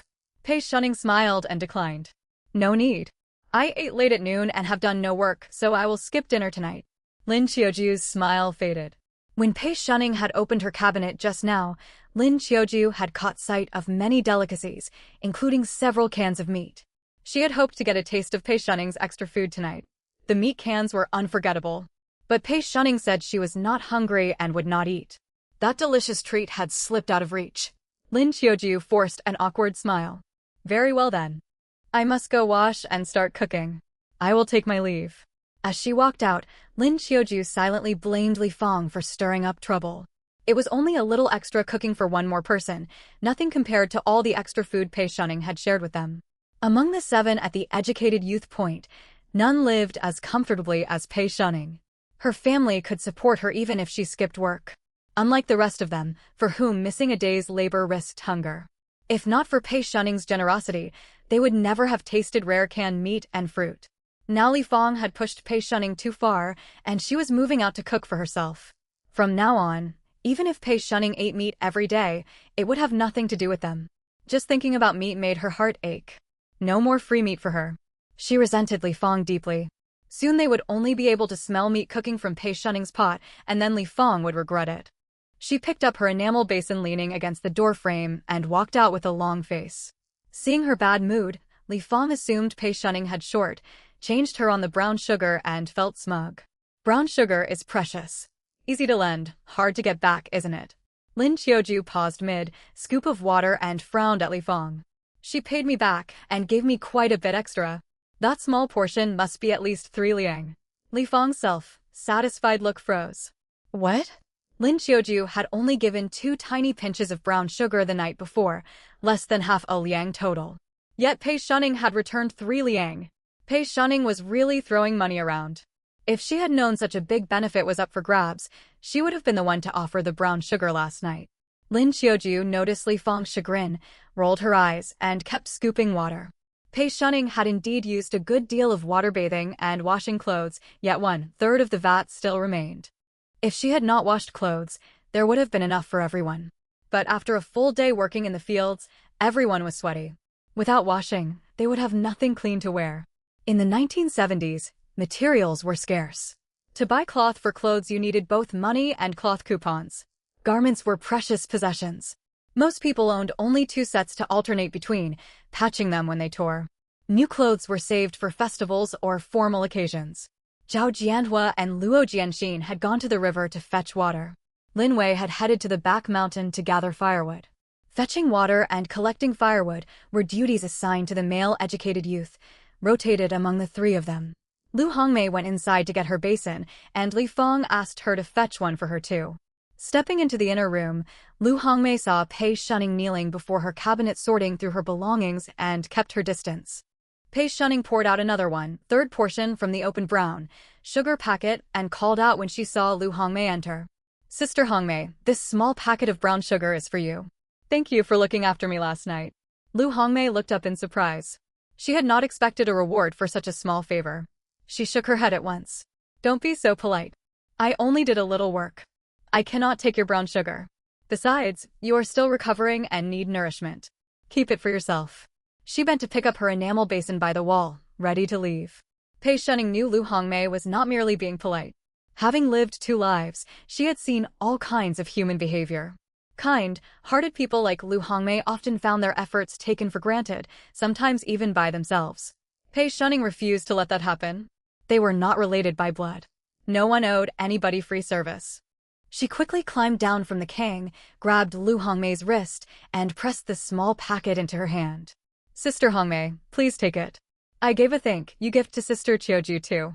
If you refuse, I will feel too awkward to ask you for help in future.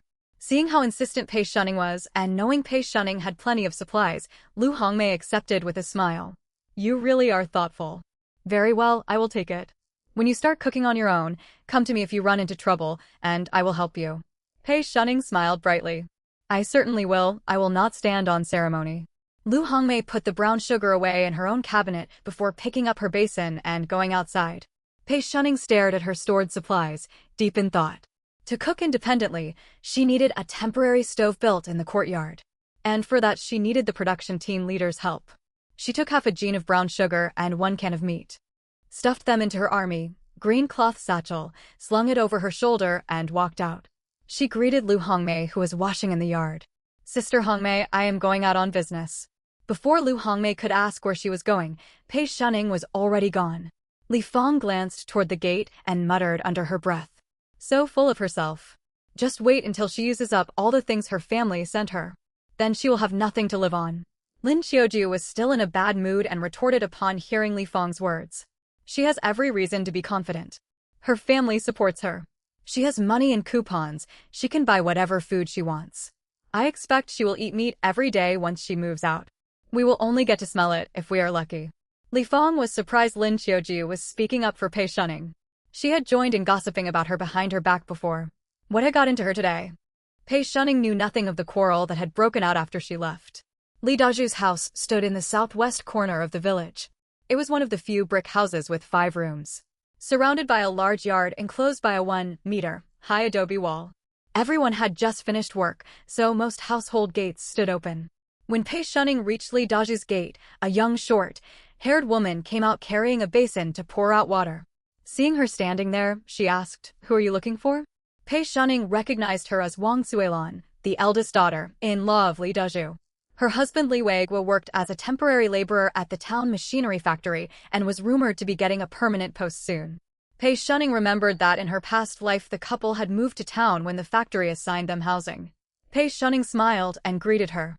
Sister Suilan, I am Pei Shunning, one of the educated youth. You may call me Xiao Pei. I need to ask the production team leader for a favor. She took the brown sugar and meat can out of her satchel and tried to hand them to Wang Suilan. Please take these for the children to enjoy. Wang Suilan gave a startled exclamation and broke into a broad grin, quickly stepping back to avoid accepting the gift. I wondered whose pretty girl this was. So you're the new educated youth Xiao Pei. If you need to see my father-in-law, please come inside. I cannot accept such valuable gifts. Let me call my mother-in-law. While declining, she called toward the yard. Mother. Xiao Pei the educated youth is here to see father. Come quickly. Though she coveted the goods, she was not the one running the household and preferred to let her mother-in-law handle the visitor. Huang Xiaoyi had been tending vegetables in the yard. Hearing her daughter-in-law's call, she brushed dirt off her hands and walked out. Seeing Pei Shunning bearing gifts, she invited her in. Xiao Pei, are you feeling better? I heard from Li Fang you had a terrible night last night. Why are you out of bed instead of resting at the educated youth point? Pei Shunning mentally cursed Li Fang for running her mouth. She pressed the gifts into Huang Xiaoyi's hands. Aunt Huang, I slept all night and rested all day, so I feel much better now.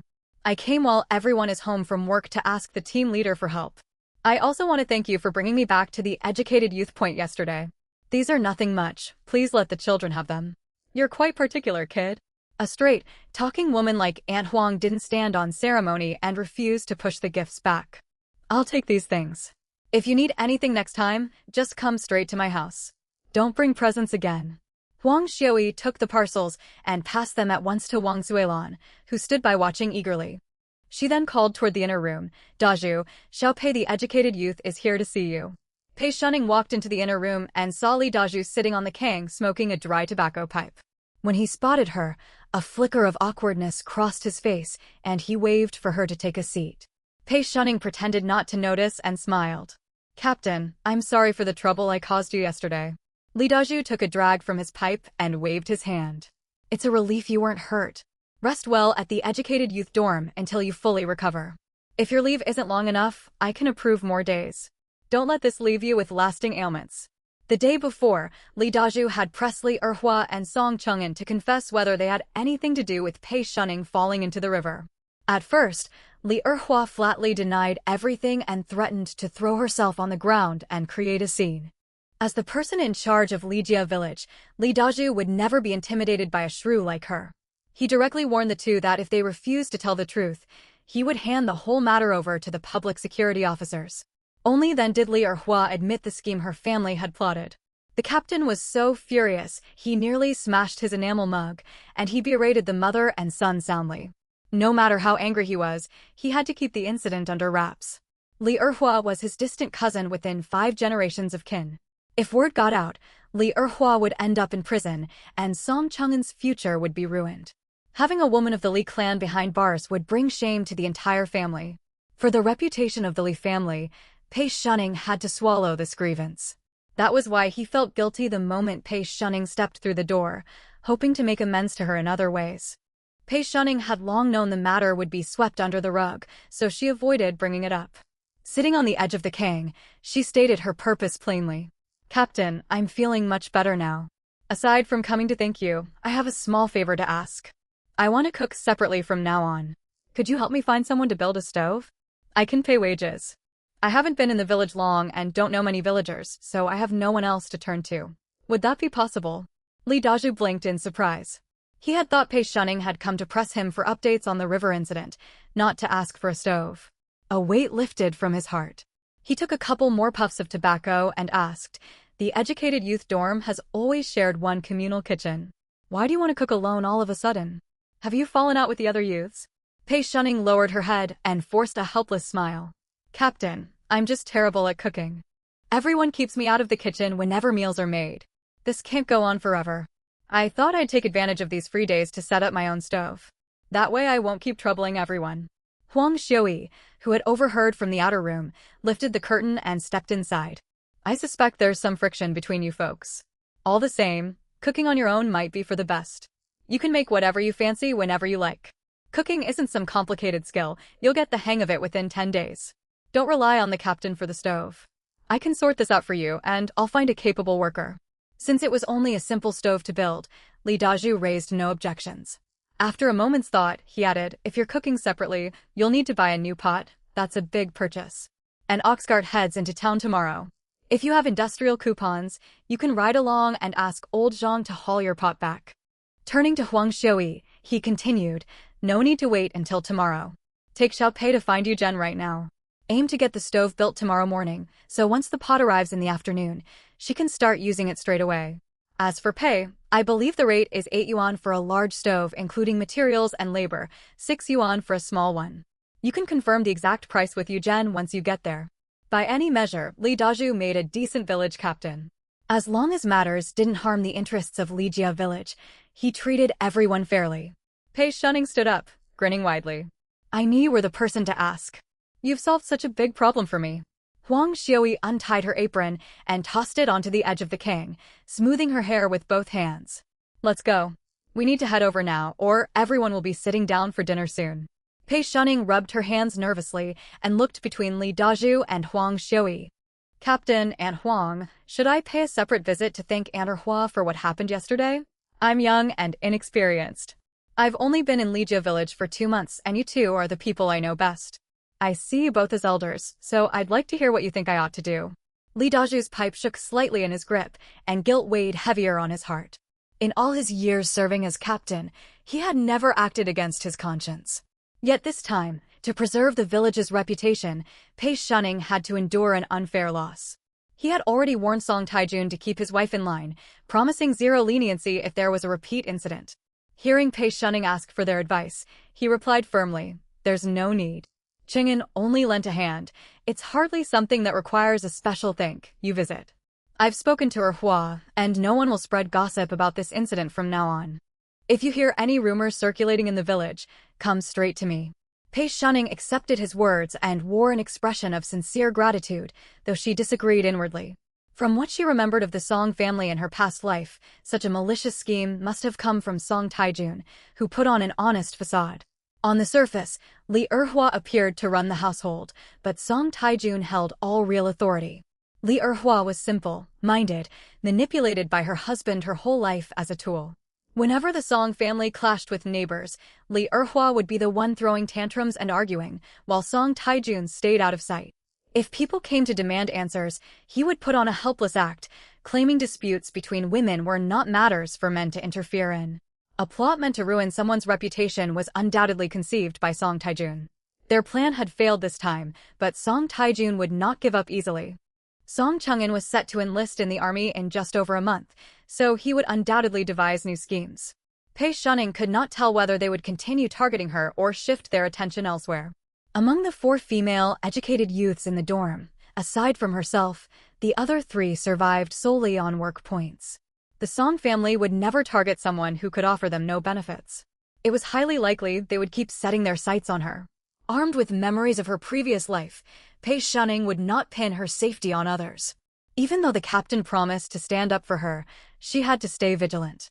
She would wait for the Song family to make their next move and deal with whatever came her way. She was relieved she would not be forced to go and think that loathsome mother and son. She feared she would lose control if she faced them. These were sensitive times. If she wanted to handle the Song family, she needed to proceed cautiously. Impulsive anger would only land her in trouble. She had been reborn not to sacrifice herself for that toxic family. She intended to let those ungrateful people watch her live comfortably, unable to snatch any advantages from her. When the right opportunity arrived, she would crush them completely. Li Daju had told no one of Li Erhua and Song Chang'an's plot, not even Huang Xiuyi. Huang Xiuyi thought neighbors did not need formal thanks for lending a hand, so she did not grow suspicious. She grabbed Pei Shunning's hand. "If Uncle Li says you don't need to go, let the matter rest. Don't keep dwelling on it. Come on, let's go find the worker." Huang Xiuyi led Pei Shunning across half the village and stopped outside a house not far from the educated youth dorm. She stepped into the courtyard and called out loudly, Chunlan, are you home? Come out, I need you, Jen. Come right in. What good business brings the women's director all the way here?" A hearty voice drifted out of the house. Judging by their easy banter, the 2 families were on close terms. Huang Xiuyi pulled Pei Shunning toward the main room. Li Yogan's house followed the same layout as the educated youth dorm, a cooking room at the entrance, with 2 large rooms on either side. The woman who had answered the door was roughly Huang Xiuyi's age, wearing an apron and preparing dinner. She looked confused when she saw Huang Xiuyi arrive with Pei Shunning. She had heard villagers whisper about Pei Shunning falling into the river the previous day, but the captain had ordered everyone not to discuss it, so no ugly rumors had spread. She guessed Huang Xiuyi had brought the girl to hire Jen for work. Taking jobs for educated youth usually paid better than working for fellow villagers. A warm smile spread across Fong Chunlan's face. "Why, isn't this Xiaopei the educated youth? What brings you over with Aunt Xiuyi today?" Huang Xiuyi laughed. "Xiaopei, this is Aunt Fong Chunlan. Her husband is a skilled craftsman well known around here. He's the perfect person to build your stove." Pei Shunning greeted her politely. "Aunt Fong, I haven't been living in the village long and haven't gotten to know everyone yet. Please don't take offense. I want to build a new stove at the youth dorm and am willing to pay wages. Would Uncle Eugen have time for the job?" Pei Shunning knew Fong Chunlan well. She had lived in this village for more than 20 years in her past life and knew every household story. Still, as an educated youth who had only arrived 2 months prior and barely interacted with villagers, she could not act overly familiar. Fong Chunlan wiped her hands on her apron, smile crinkling the corners of her eyes. "What a polite girl. Visit more often, and you'll know everyone soon enough. Since Xiuyi brought you here, you can be trusted. When do you hope to have the stove ready?" Yu Zhen went to work in Wangjiaga today and hasn't come back yet. If you're in a hurry, he can come over tomorrow morning. Building a stove won't take long. He can finish it in half a day. Tomorrow works perfectly. I'm heading into town on the ox cart tomorrow to buy a pot. Could you pass the message to Uncle Yu Zhen to build the stove first thing tomorrow? Once I bring the pot back, I can use it straight away. May I ask how much this will cost? I don't have much grain to offer, so I will pay in cash. Could you tell me the price so I can get the money ready? Thanks to her past life, Pei Shunning knew how to get along with village women. Yu Zhen charges standard village rates for building stoves, 8 yuan for a large stove, 6 yuan for a small one, Fong Chunlan replied. She turned and fetched a worn notebook from the east room. Look here, all the fees for stove work are written down. Yu Zhen is careful and keeps track of every job. Pei Shunning glanced over the neat handwriting and clear records. Few transactions were settled with grain, most were paid in cash. The prices matched what she knew, 8 yuan for large stoves, 6 for small ones. Private trade was prohibited in the 1970s. Li Yogan's craft had been passed down through his family, and he had a reputation across nearby villages. To bring extra income to Lijia village, the village allowed Li Zhen to take stove, building and construction jobs under the collective's name. After covering material costs, most wages went into the village accounts. Li Zhen kept his own records to reconcile payments with the village accountant. Pei Shunning did not know how the village split earnings with him, but the bright tiled rooms of his home made it clear his family lived comfortably. Pei Shunning wanted to build good relations with the villagers and saw no point haggling over the price. She nodded readily. Aunt Fong, I only need a small stove for my own use. Please ask Uncle Yu Zhen to start building it tomorrow morning. I'll bring the money over once I return from town. Fong Chunlan waved her hand.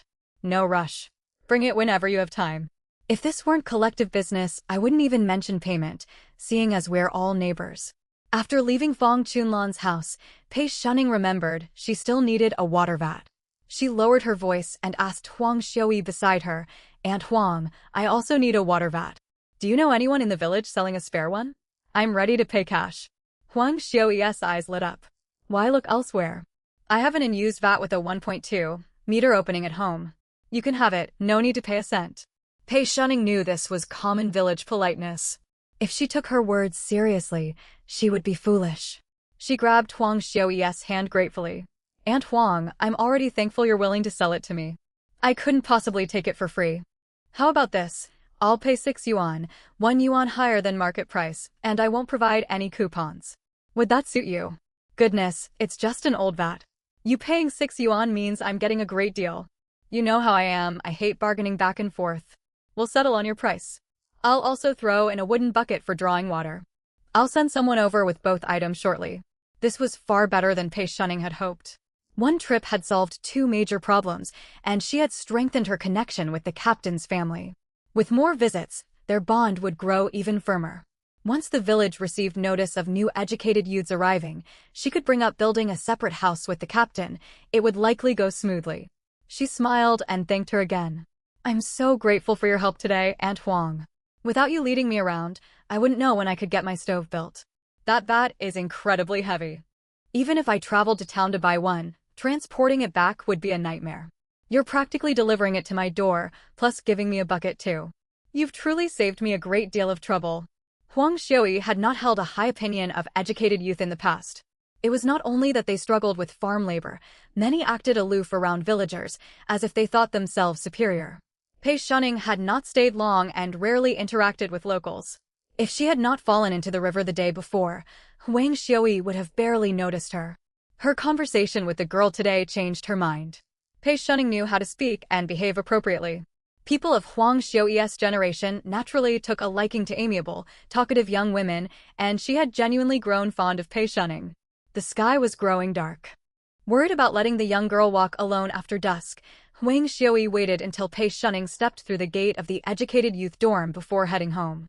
Inside the dorm, tension hung thick in the air. Without Pei Shunning around, there would be no extra food for dinner. Lin Xiuju stir, fried potatoes, sliced pickled turnips, and steamed a pot of cornmeal buns. The only stir, fried potatoes lacked oil and tasted dry. Li Fong suddenly regretted pushing Pei Shunning to cook separately. Over these 2 months, every bite of meat she had eaten had come from Pei Shunning. Now that they were no longer sharing meals, if she wanted meat, she would have to buy it herself. The work points she earned barely kept her from starving. She had no spare money for meat. Pei Shunning had never acted like this before, no matter what others said. Why had she stood her ground so firmly today? Zhao Jianhua and Luo Jianxin had simpler thoughts.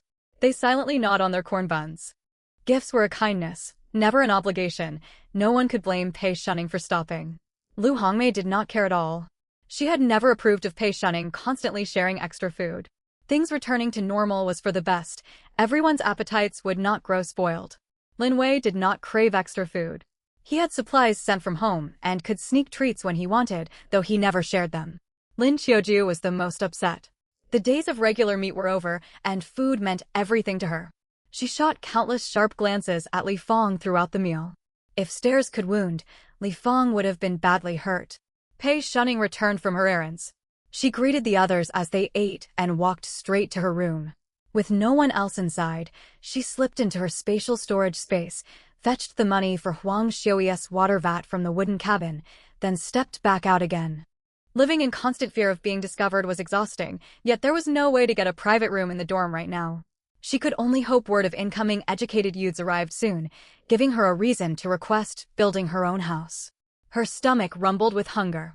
Pei Shunning opened her cabinet, took out the last of her biscuits, and ate them with plain boiled water.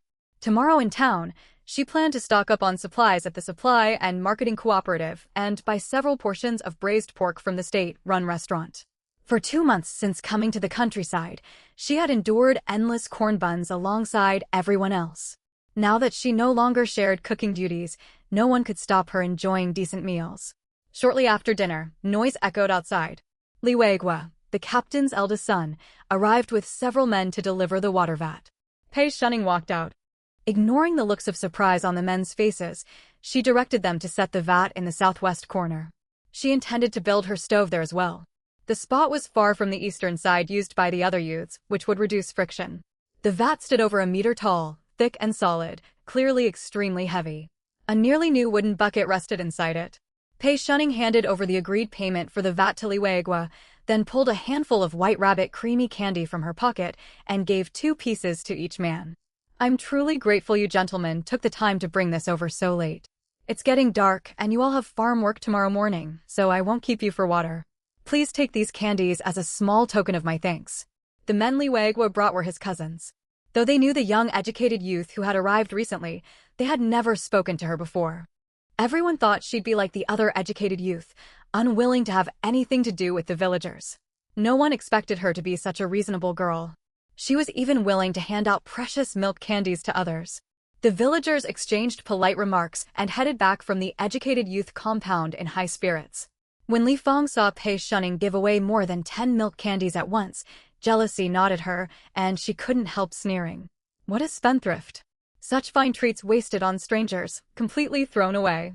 Pei Shunning had no intention of humoring her and shot back immediately. So what if they're strangers? Strangers will remember my kindness. Unlike certain ungrateful people who can never be satisfied no matter how much you give them. Li Fong's chest heaved with rage. She pointed at Pei Shunning, stammering you, for ages, unable to come up with a retort. She could hardly claim she'd never eaten anything Pei Shunning offered. Over these past 2 months, she'd eaten more of Pei Shunning's canned meat than anyone else. Everyone living in the compound shared the same dining table. Nobody was fooled.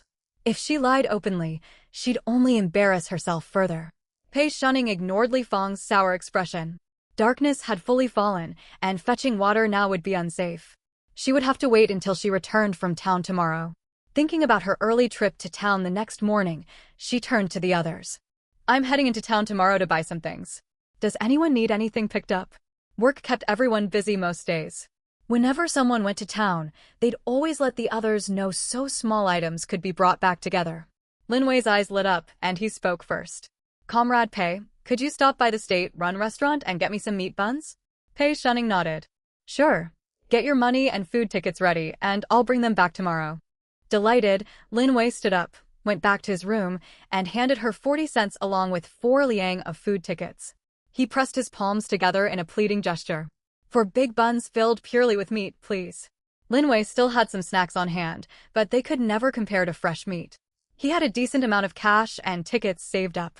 Work in the fields left him little time to go to town, and it would be a terrible loss if his food tickets expired and used. Pei Shunning asked each of the others in turn, deliberately skipping the glowering Li Feng. Anyone else need something? Tell me now if you do. Lu Hongmei shook her head. She needed to be careful with her limited money and tickets. Lin Qiuju also said she required nothing. She wanted to buy things, but she simply could not afford them. Zhao Jianhua had enough money, yet he hoped to earn a chance to return to the city. He dared not waste funds on unnecessary purchases. Only Luo Jianxin pulled out 20 cents and 2 liang of food tickets, asking Pei Shunning to bring back 2 meat buns for him as well. The next day, the village work bell rang just before dawn.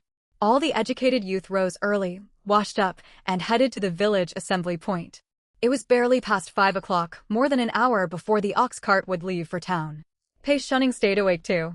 She tidied herself up, ate a few biscuits to line her stomach, drank a bowl of brown sugar water, and got ready to set off. As soon as she opened the courtyard gate, she saw an unfamiliar man carrying tools approaching the educated youth compound. Spotting Pei Shunning, he called out, "You must be young educated youth Pei. Aunt Fong told me you need a stove built, so I came early." Pei Shunning welcomed him warmly. "You must be Uncle Eugen. Thank you for your trouble today. I'd like the stove built in the southwest corner. Could you see what layout would work best?" Li Zhen stepped into the yard with his tools, surveyed the space, and offered suggestions based on years of experience. Pei Shunning told him to arrange everything as he saw fit. She would not be using the stove forever. Once she built her own house, the brick stove could not be moved. She could try selling it cheaply if new educated youth moved in. If no one wanted it, it would simply stay here. With the ox cart's departure time drawing near, she locked the door leading from the yard to the inner rooms. She spoke to Li Zhen, explaining she was going to town to buy an iron wok. If she had not returned by the time he finished building the stove, he could just close the main courtyard gate. Once she brought the wok back, she would need him to come fit it in place. Li Zhen told her to go about her business. He would remain home all day and could install the wok whenever she returned. Pei Shunning slung her woven basket over her shoulder and hurried outside the village. In the distance, an ox cart was parked beneath the large locust tree. A man wearing a straw hat sat on the cart shaft, puffing away at a dry tobacco pipe. Wispy curls of smoke drifted towards several women chatting on the cart. A long-faced older woman held her nose and complained, "Old Zhang, can you stop smoking? The fumes are choking us." The man called Old Zhang did not lift his head, continuing to draw on his pipe.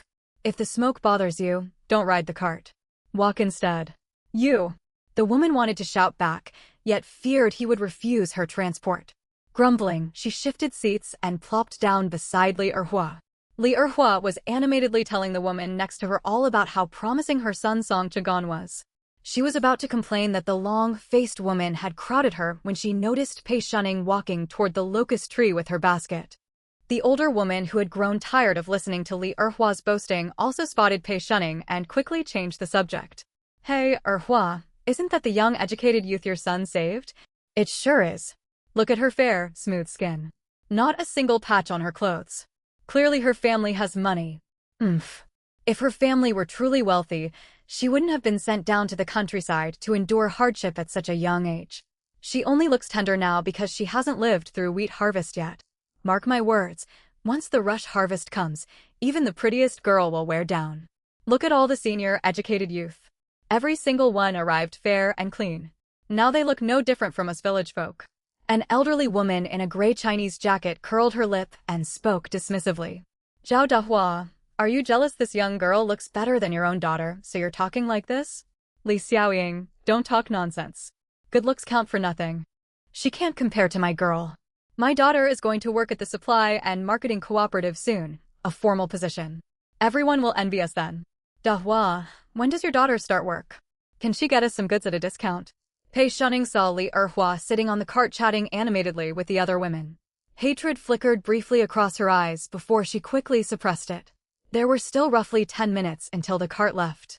Instead of boarding right away, Pei Shunning walked up to Old Zhang. She pulled out 7 or 8 white rabbit milk candies and held them out with a smile. "Uncle Zhang, I'm heading into town to buy an iron wok. It will be awkward carrying it alone. Could I trouble you to deliver it to the educated youth compound for me afterward?" Old Zhang stared at the pale hand holding out the candies, surprised. He lifted his head, which had been lowered this whole time. He glanced at Pei Shunning. The girl smiled warmly, no trace of disdain in her eyes. He stretched out his rough, calloused hands, took the candies, and stuffed them into his pocket. Very well. Take your basket and sit on the other side of the cart shaft. No need to squeeze in among those women. When we reach town, I'll drop all of them off first, then drive the cart to follow you to the supply and marketing cooperative. Buy your walk and leave it on the cart. I'll wait for you under the archway at the town entrance. If you have other errands to run, you can go on your own. Be back at the archway before 12 o'clock, otherwise you'll have to walk all the way home. In her past life, Pei Shunning rarely got the chance to go out, so she had seldom interacted with cart driver old Zhang. She had not expected him to be so helpful. A bright, surprised smile spread across her face. Really? Thank you so much, Uncle Zhang. Carrying a heavy iron walk through town alone would be far too difficult for me. Li Erhua, who stood within sight of the two, watched Pei Shunning hand over a handful of milk candies, and her face darkened at once. Her last scheme had failed, but her husband had already thought up another plan. He wanted Chingan to spend more time near the young girl. People said consistent care could win over a guarded young woman. Left with no relatives in the countryside, Pei Shunning would surely welcome someone looking out for her. If her son put in the effort, helped her with small chores, and spoke gently to her, within 8 or 10 days she would grow attached to him. Then they could follow their original plan, bring her into the family to help out around the house, so Chingan could focus on building his career in the army. Li Erhua never worried that Pei Shunning might reject her son. Her husband had passed down good looks to Chingan. He was known as a handsome young man for miles around, with a promising future ahead. With such fine prospects, Pei Shunning would be foolish to turn him down. In Li Erhua's mind, Pei Shunning was already her future daughter-in-law. Everything the girl owned ought to belong to the Song family. How could she give precious candies away to outsiders for nothing? The more she thought about it, the angrier she grew. She frowned and lectured Pei Shunning. Young educated youth Pei, you're far too free with your things. That handful of milk candies costs a fair amount of money, yet you give them away just like that. It's only an iron walk. How far would it be to carry it from the supply and marketing cooperative to the meeting spot? Was it worth wasting candies to get old Zhang to run an errand? If you can't manage money sensibly now, you're in. Laws will criticize you nonstop once you marry. She then turned to old Zhang, her tone equally unfriendly. And you, old Zhang? This young girl doesn't know any better, but you should. Driving to town is already part of your job. How can you accept gifts from her? Give those candies back immediately, or I'll report you to the village captain for taking private benefits. Li Erhua threw a serious accusation at him. The women chatting on the cart fell silent instantly. Pei Shunning frowned. She had hoped to avoid conflict with Li Erhua today. Only one day had passed since the river incident, and fighting now would make people claim she was ungrateful for being rescued. Still, Li Erhua's words disgusted her. Having lived another life, Pei Shunning refused to endure unfair treatment from anyone. She fixed her gaze on Li Erhua's sharp face and smiled faintly. Aunt Erhua, do you live by the sea that you have such wide jurisdiction? I decide what to do with my own things. Am I your servant required to ask permission for every choice I make? She knew how to throw accusations back, and she wondered whether Li Erhua could withstand them. Li Erhua had not anticipated such a sharp reply. Her face paled with shock. She stammered out a retort. You don't make baseless claims. There are no masters and servants in this new society.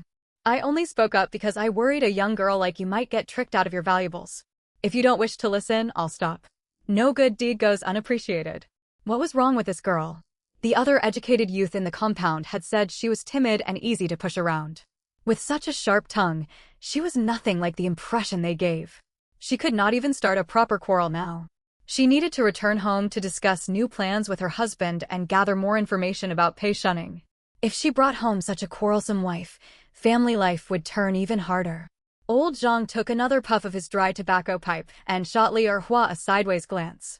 Get off the cart if you don't like the ride. I faced enemy fire without flinching back in the war. I have no fear of your complaints. Old Zhang had fought in the War of Resistance against Japanese aggression, surviving countless deadly battles. After liberation, he returned to his hometown, married, and settled down to a quiet life. Although the Li clan held great influence in Lijia village, everyone treated old Zhang with caution because of his military background. No one dared provoke him. Stung by the exchange with Pei Shunning and old Zhang, Li Erhua lost all desire to wander around town. She wanted to hurry home to discuss important plans with Song Taijun. She scrambled down from the ox cart, grabbed her woven basket, and stormed away.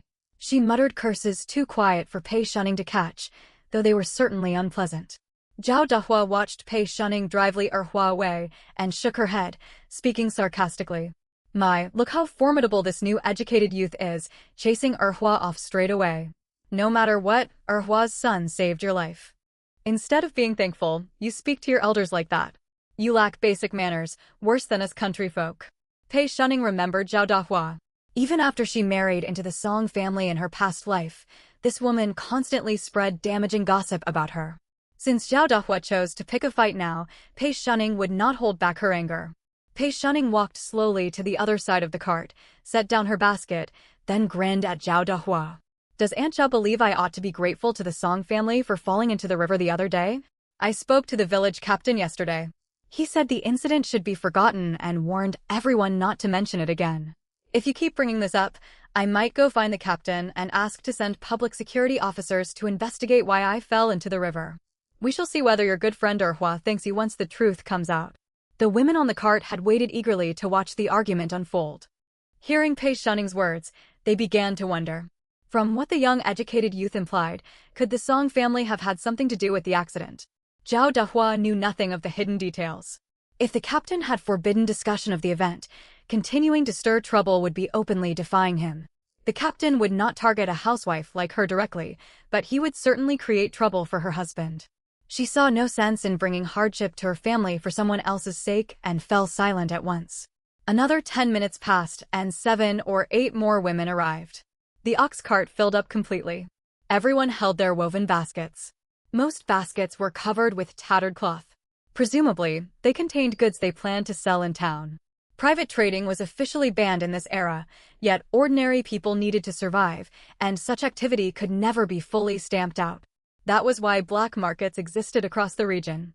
As long as they avoided strict crackdowns, villagers exchanging surplus grain for other goods were generally left alone. Everyone understood this unspoken rule.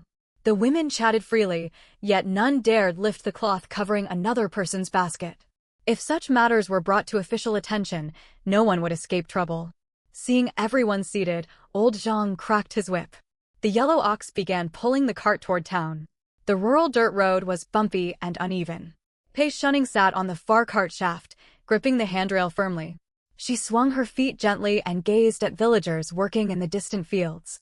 Scenes of the whole village working the land would vanish within a dozen years.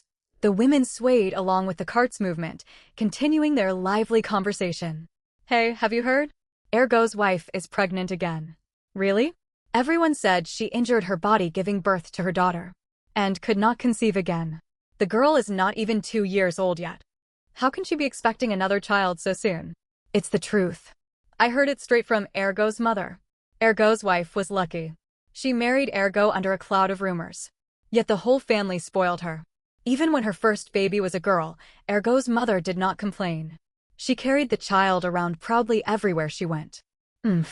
Ergo's mother is far too clever. His wife is an educated youth, and word says her family is well off. If policies relax someday, she might get permission to return to the city. A child would tie her down, and she might bring the whole family to town. It's a risk-free bargain. Anyone would spoil her in her place. Don't spread rumors without proof. If Ergo's mother hears you, she'll come knocking at your door. Pei Shunning listened to the village gossip. She knew Ergo's wife well. She was the first educated youth from the compound to marry a local villager. She had also fallen into the river and been rescued by Li Ergu, forcing her into marriage. Li Ergu's formal name was Li Liqiang. He finished junior high school and counted as educated. Tall and sturdy, he was famously devoted to his wife. In her previous life, the couple both passed university entrance examinations and brought their entire family to live in the city. Li Erhua had burned with envy. Even though her own son achieved success, he never arranged for his parents to move to the city to live comfortably. He only occasionally sent money and expensive gifts home. A round-faced woman sitting next to Pei Shunning noticed her staring out at the wheat fields without speaking and struck up a conversation with a smile. Feeling better now, young educated youth Pei? Pei Shunning turned toward the voice. It was Lu Guifin, fifth aunt of the crippled villager. She was a kind woman. In Pei Shunning's past life, she had often spoken up for Lu Hongmei when others bullied her. For that, she earned the hatred of old Mrs. Li, and the two families stopped speaking entirely. Pei Shunning smiled and nodded. Yes, much better. I still feel weak though. If I weren't desperate to buy things in town today, I would still be resting in bed. Lu Guifin kept chatting. You young people have strong bodies and recover quickly. In a few more days, you should be fully well. What happened the day you fell into the river? Lu Guifin had arrived with the later group of women and did not know Zhao Dahua had already backed down from their argument. Hearing her bring up the river incident again, Zhao Dahua waited eagerly to watch Lu Guifin get embarrassed. Village women disagreed on many things, yet they all loved gossip. Once Lu Guifin raised the topic of Pei Shunning's accident, everyone fell quiet, straining their ears. They were curious whether Pei Shunning would lose her temper. Several women on the cart had stood by the river watching the incident unfold 2 days prior. They knew exactly what had happened. They dared not spread rumors openly because of the captain's warning. If they could hear the young educated youth talk about it herself, the captain could hardly blame them. She asked this question today originally out of concern. When she noticed everyone's eyes turning toward her, her heart skipped a beat. Could there be some hidden truth about this matter that she knew nothing of? Lu Guifin was just about to change the subject when Pei Shunning spoke up openly. All right, ladies, don't let your imaginations run wild. Since you want to know, I'll tell you exactly what happened that day. I was truly frightened by what happened the day before yesterday. I already know how to swim, so I didn't need anyone to rescue me after falling into the river. I was just about to swim toward the bank when unexpectedly, Aunt Erhua and Comrade Song seemed to be lurking nearby, arriving far too quickly. When the mother and son reached the riverbank, Aunt Erhua didn't even glance at me. She immediately urged Comrade Song to jump in and save me. I watched Comrade Song dive into the water. Thinking it improper for a man and woman to be so close, I planned to swim ashore, in another direction. But the moment I turned around, Comrade Song caught up to me. He grabbed me hard by the back of my collar and dragged me forcefully toward the bank. I was choked by the tight collar, swallowed river water, and nearly drowned. Look, the marks left on my neck still haven't faded. Where could I go to reason over this? Last night, I went to see the production team leader about this, hoping he could give me some advice. The team leader said Comrade Song acted with good intentions, but made a mess of things. His merits offset his mistakes, and neither side owed the other anything. I'm just a young girl with little experience, so naturally I have to listen to the team leader. Pei Shunning knew clearly that the more she tried to hide what had happened, the more wild rumors would spread. It was better to speak frankly and stop scheming people from twisting public opinion. Everyone had only watched the incident out of curiosity, and none knew there was so much behind Pei Shunning falling into the river. Several women who had been on the scene whispered among themselves. I heard Erhua shouting and rushed over. I saw her wailing and beating her thighs, and I thought one of her younger children had fallen into the river. I also hurried over after hearing her yell that someone had fallen in. When I found out it was the educated youth, I wondered why she was in such a panic. Could she have been plotting something against young educated youth Pei? The crowd exchanged glances and clamped their mouths shut, daring not speak further. Without solid evidence, they dared not make reckless accusations. If the Song family found out, neighbors living in the same village turning bitter enemies over an educated youth was not worth it. People might bicker or pull each other's hair in trivial quarrels on ordinary days. But word of scheming against another person could ruin an entire family's reputation, and no one would side with them in the village no matter how reasonable they were. Pei Shunning pretended not to hear their murmurs, gazing toward the villagers busily working not far away. She only needed to plant a seed of doubt in everyone's minds. Only then, if the Song family resorted to tricks again in the future, would people not automatically stand on their side after she defended herself. Lu Guifin was sharp-witted. Li Erhua was a shrewd woman who never acted without benefit. She would never be so noble as to send her son into the still, chilly river to save someone for no reason. It simply did not make sense unless she stood to gain something far greater. A sudden thought crossed her mind, sending a chill through her. She quickly warned Pei Shunning. Young educated youth Pei, be careful when you go out alone from now on. Don't fall victim to other people's plots. As a member of the Li family, she could only remind her this much. Going deeper would harm unity within her clan. Pei Shunning smiled. Aunt Lu, I understand. We live in a new society now. I trust the production team. If anyone dares to engage in underhanded schemes, they will surely be brought to light. With Pei Shuning's words, no one brought up the topic again, and conversation shifted to gossip about other villagers. When they reached the town entrance, old Zhang halted the ox cart and told everyone to get off quickly. Zhao Dehua also planned to visit the supply and marketing cooperative and stayed seated on the cart. Old Zhang glanced back at her. Why haven't you gotten down? Zhao Dehua shifted her weight, settling more firmly on the cart, tilted her head and rolled her eyes. I'm heading to the supply and marketing cooperative too. You're driving young educated youth pay to buy a pot anyway, can't you give me a ride? Old Zhang showed her no mercy and pointed his whip toward her. Get off right now or I'll whip you.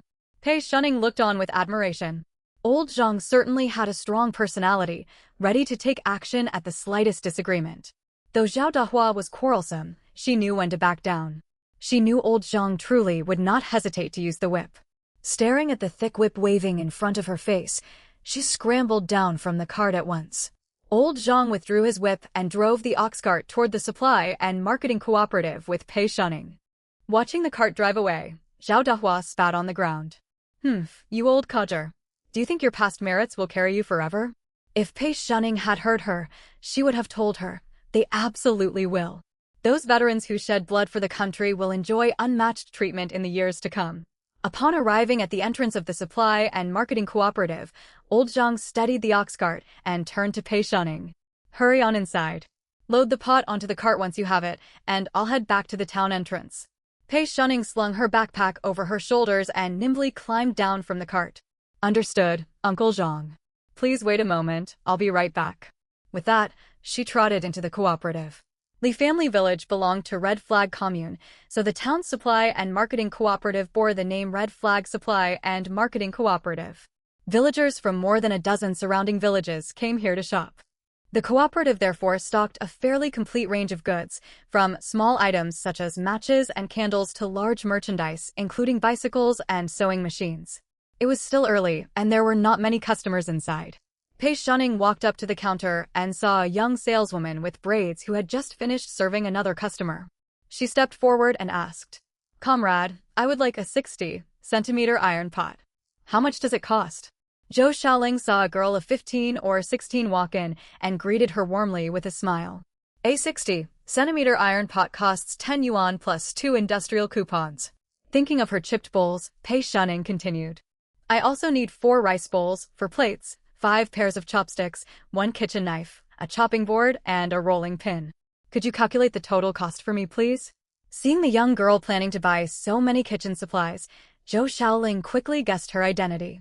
She picked up an abacus and smiled as she asked, Buying so many kitchen things all at once, you must be an educated youth sent down to the countryside.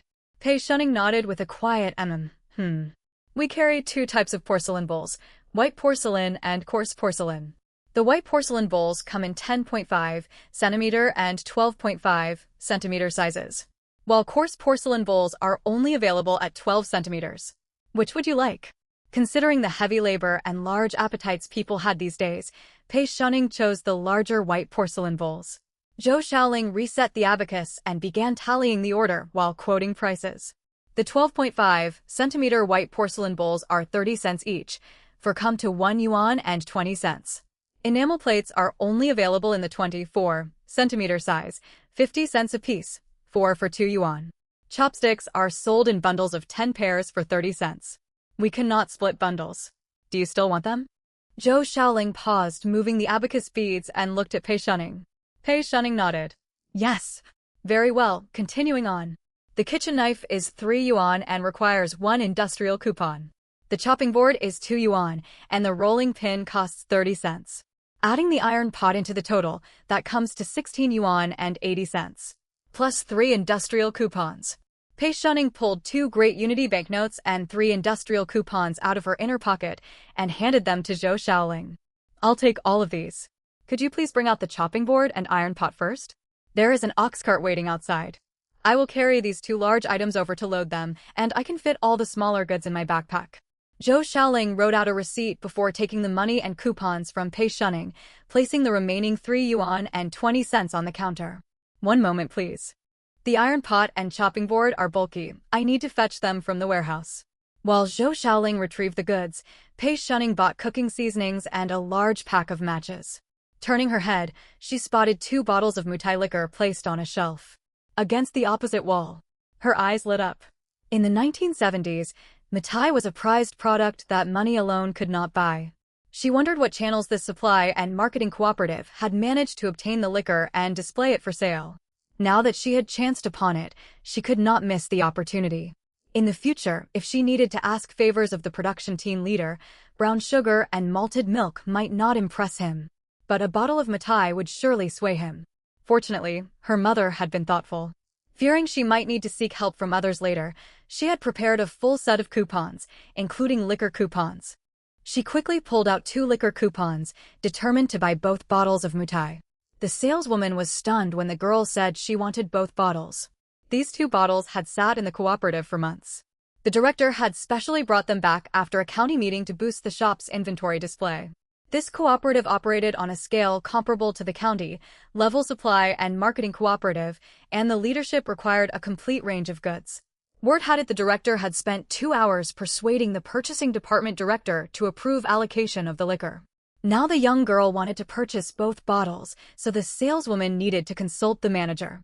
She told Pei Shunning to wait and walked through the doorway leading to the back quarters. Shortly afterward, a middle-aged man wearing a white shirt emerged. He walked up to the counter, smiled at Pei Shunning, and asked, "Comrade, are you the one who wants these 2 bottles of Mutai? Do you have liquor coupons?" Ordinary people could not afford such high-grade liquor in this era, not only because of the price, but more importantly, because liquor coupons were nearly impossible to obtain. In the 1970s, liquor output was limited and liquor coupons were extremely scarce. Almost all were distributed before reaching ordinary villagers. Anyone who could produce liquor coupons usually came from a decent family background. Sun Aimin grew curious about the girl's identity when she immediately asked for 2 bottles. Pei Shunning handed over the liquor coupons and 2 great unity notes. "Comrade, here are the money and coupons. Please wrap both bottles for me." Sun Aimin took them and confirmed the liquor coupons were genuine. Since she had valid coupons, he could not refuse the sale. He turned around, took the 2 bottles down and set them on the counter. "Comrade, each bottle of Mutai costs 10 yuan plus 1 liquor coupon. Your money and coupons match exactly. Please pack the goods yourself." Delighted, Pei Shunning stowed the liquor in her backpack, then bought 3 packs of Dakianmin cigarettes before heading to the grocery section nearby.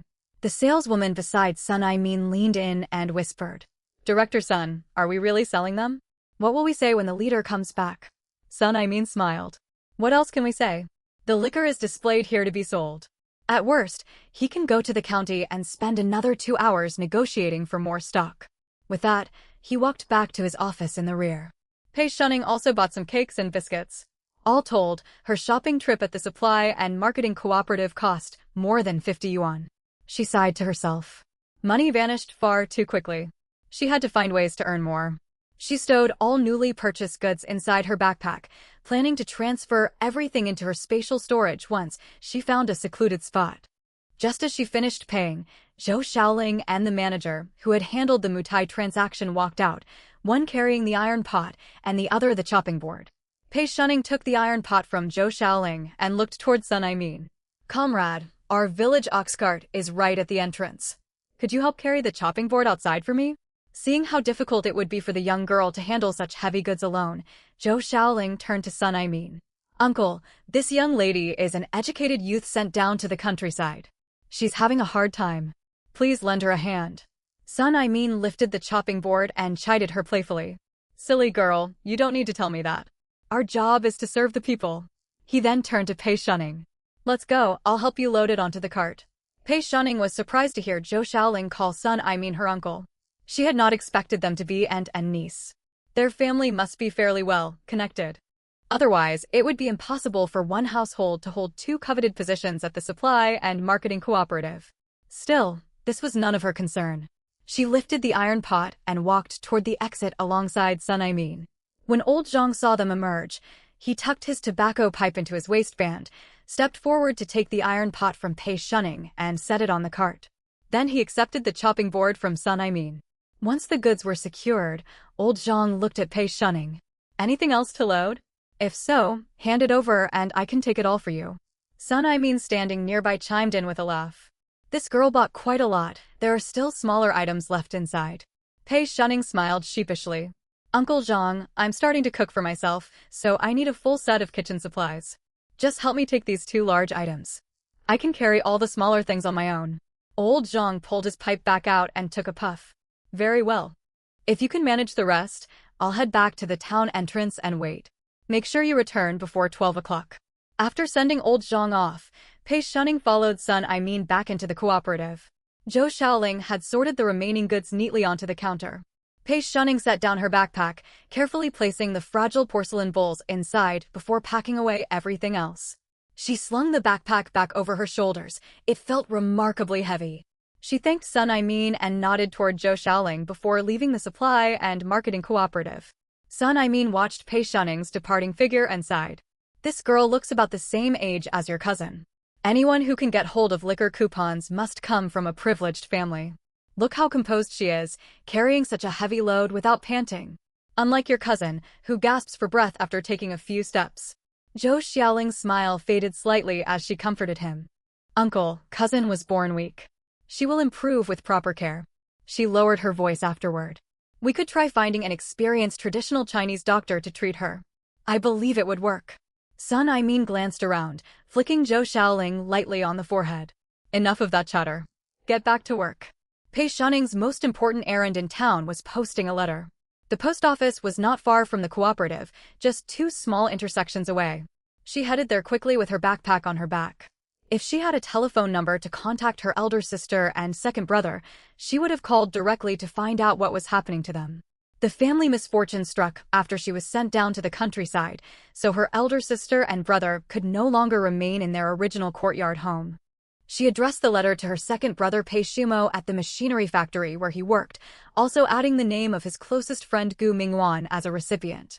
She worried that if Pei Shimo lost his job, he might never receive her letter. Grandpa Gu and her grandfather had fought side by side in the trenches when they were young. They held similar military ranks and once lived in the same courtyard, making their families long-standing allies. Gu Mingyuan had grown up alongside the Pei siblings. Both Gu Mingyuan and her second brother were mischievous and had gotten into countless scrapes together as children. After graduating high school, the 2 families agreed to arrange jobs for them at the machinery factory, hoping steady factory work would temper their wild personalities. Before Pei Shunning left for the countryside, Pei Shimo performed well at the factory, and rumors circulated that factory leaders planned to promote him. Pei Shunning did not know what later cost him his job. She added Gu Mingyuan's name as a precaution. Even if her brother failed to receive the letter, Gu Mingyuan would find a way to pass it on to him. After mailing the letter, half the weight lifted from Pei Shunning's heart. She would not be fully at ease until she heard replies from her elder sister and second brother. With her important tasks completed, Pei Shunning wandered into an empty alley where no one could see her. Once certain she was safe, she stepped into her spatial storage. Inside the space, a liquid crystal screen on the jade table flashed continuously. Pei Shunning set down her backpack and walked closer to check. Hua Qingji was visible on the screen, speaking repeatedly out of boredom. Miss Pei, are you there? Shunning, can you hear me? Pei Shunning quickly responded. Qingji, why are you here so early? Hearing a reply at last, Hua Qingji perked up instantly. Shunning, you finally answered. I was afraid you had forgotten our agreement. How could I forget? I thought you would need until the afternoon to prepare all the medicinal pills. No need to wait until afternoon. I finished preparing them last night. Are you free to complete our trade now? Wait a moment. I will fetch my earrings. Pei Shunning hurried into the wooden house, knelt down, and picked up a pair of jade earrings inlaid with small pieces of gold. She brought them before the screen and held them up. Qingji, look. These earrings were carved from the same piece of jade as the jade pendant. Hua Qingji grew excited and took out 2 wooden boxes. Perfect. The 2 types of medicinal pills you requested are right here. Let us begin the trade now.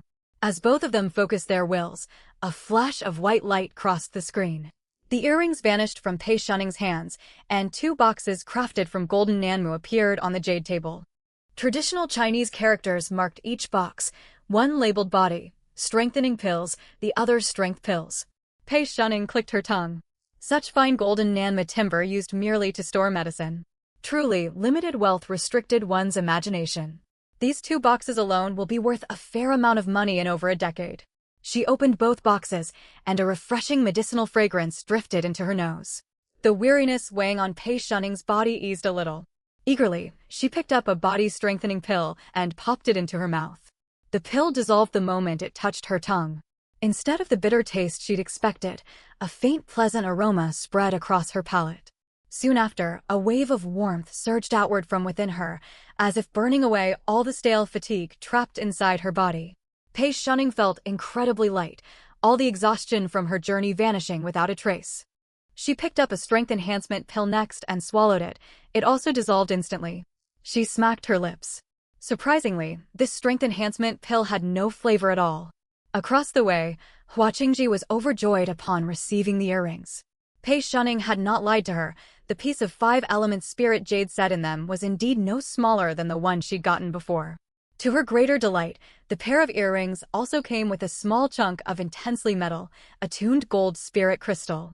Though the crystal was of limited use to her, it was an invaluable treasure for cultivators with a metal spirit root. She could trade it to them for useful cultivation resources. Hua Qingji never imagined she would receive so many fine things from Pei Shunning, and she was eager to strike another deal. Shunning, tell me what mortal goods you still need. I'll find a way to get them for you. Could you supply me with more of these 5-element spirit jades? If 5-element spirit jade is hard to come by, single, attribute gold spirit crystals will do as well. You can bring any of these to trade with me. Pei Shunning had yet to fully experience the wonders of the strength enhancement pill, but the effects of the body-strengthening pill were undeniable. Hearing Hua Qingji propose another trade, the only valuable item she had left was the jade bracelet her mother had left her. The bracelet possessed excellent waterhead, and she wanted to keep it as a memento, unwilling to trade it away. She looked up and saw Hua Qingji gesture toward the gold set into the earrings, saying that gold would also work. An idea dawned on her. She could not bear to part with the jade bracelet, but gold was another matter. She had heard that on the black market, gold could be exchanged for all kinds of supplies. She planned to trade some of her gold jewelry for provisions first, then see if she could acquire more gold and jade at the black market. If this plan worked, she could earn profits by buying low in one world and selling high in the other. It might just make her wealthy. With her business plan settled, Pei Shunning began negotiating with Hua Qingji. Qingji, since you need these materials, I do have a way to get more for you. But I need large quantities of grain and meat fit for mortal consumption. Can you obtain those on your end? Hua Qingji replied instinctively, the grain we mortals eat is low-grade spirit rice with barely any spiritual energy, and the meat mostly comes from first-order spirit beasts. Those are easy to get. How much do you want? Wait a moment. Pei Shunning turned and hurried back toward the wooden cabin.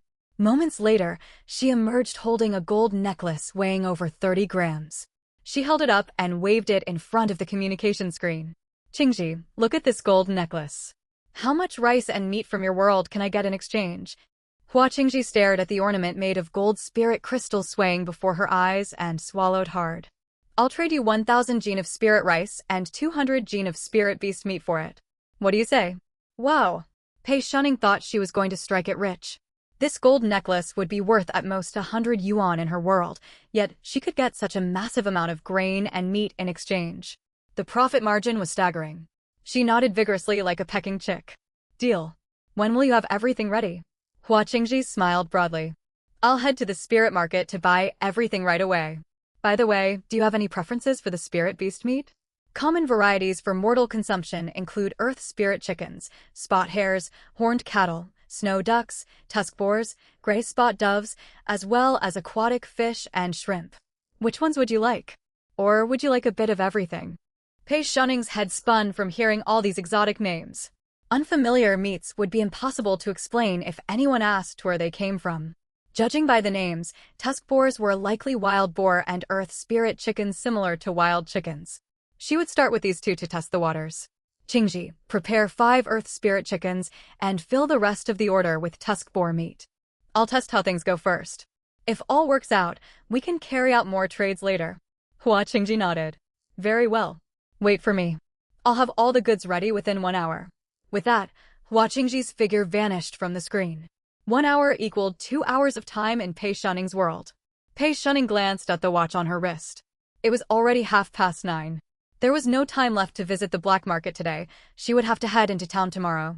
Getting around was difficult without transport. She really needed a bicycle.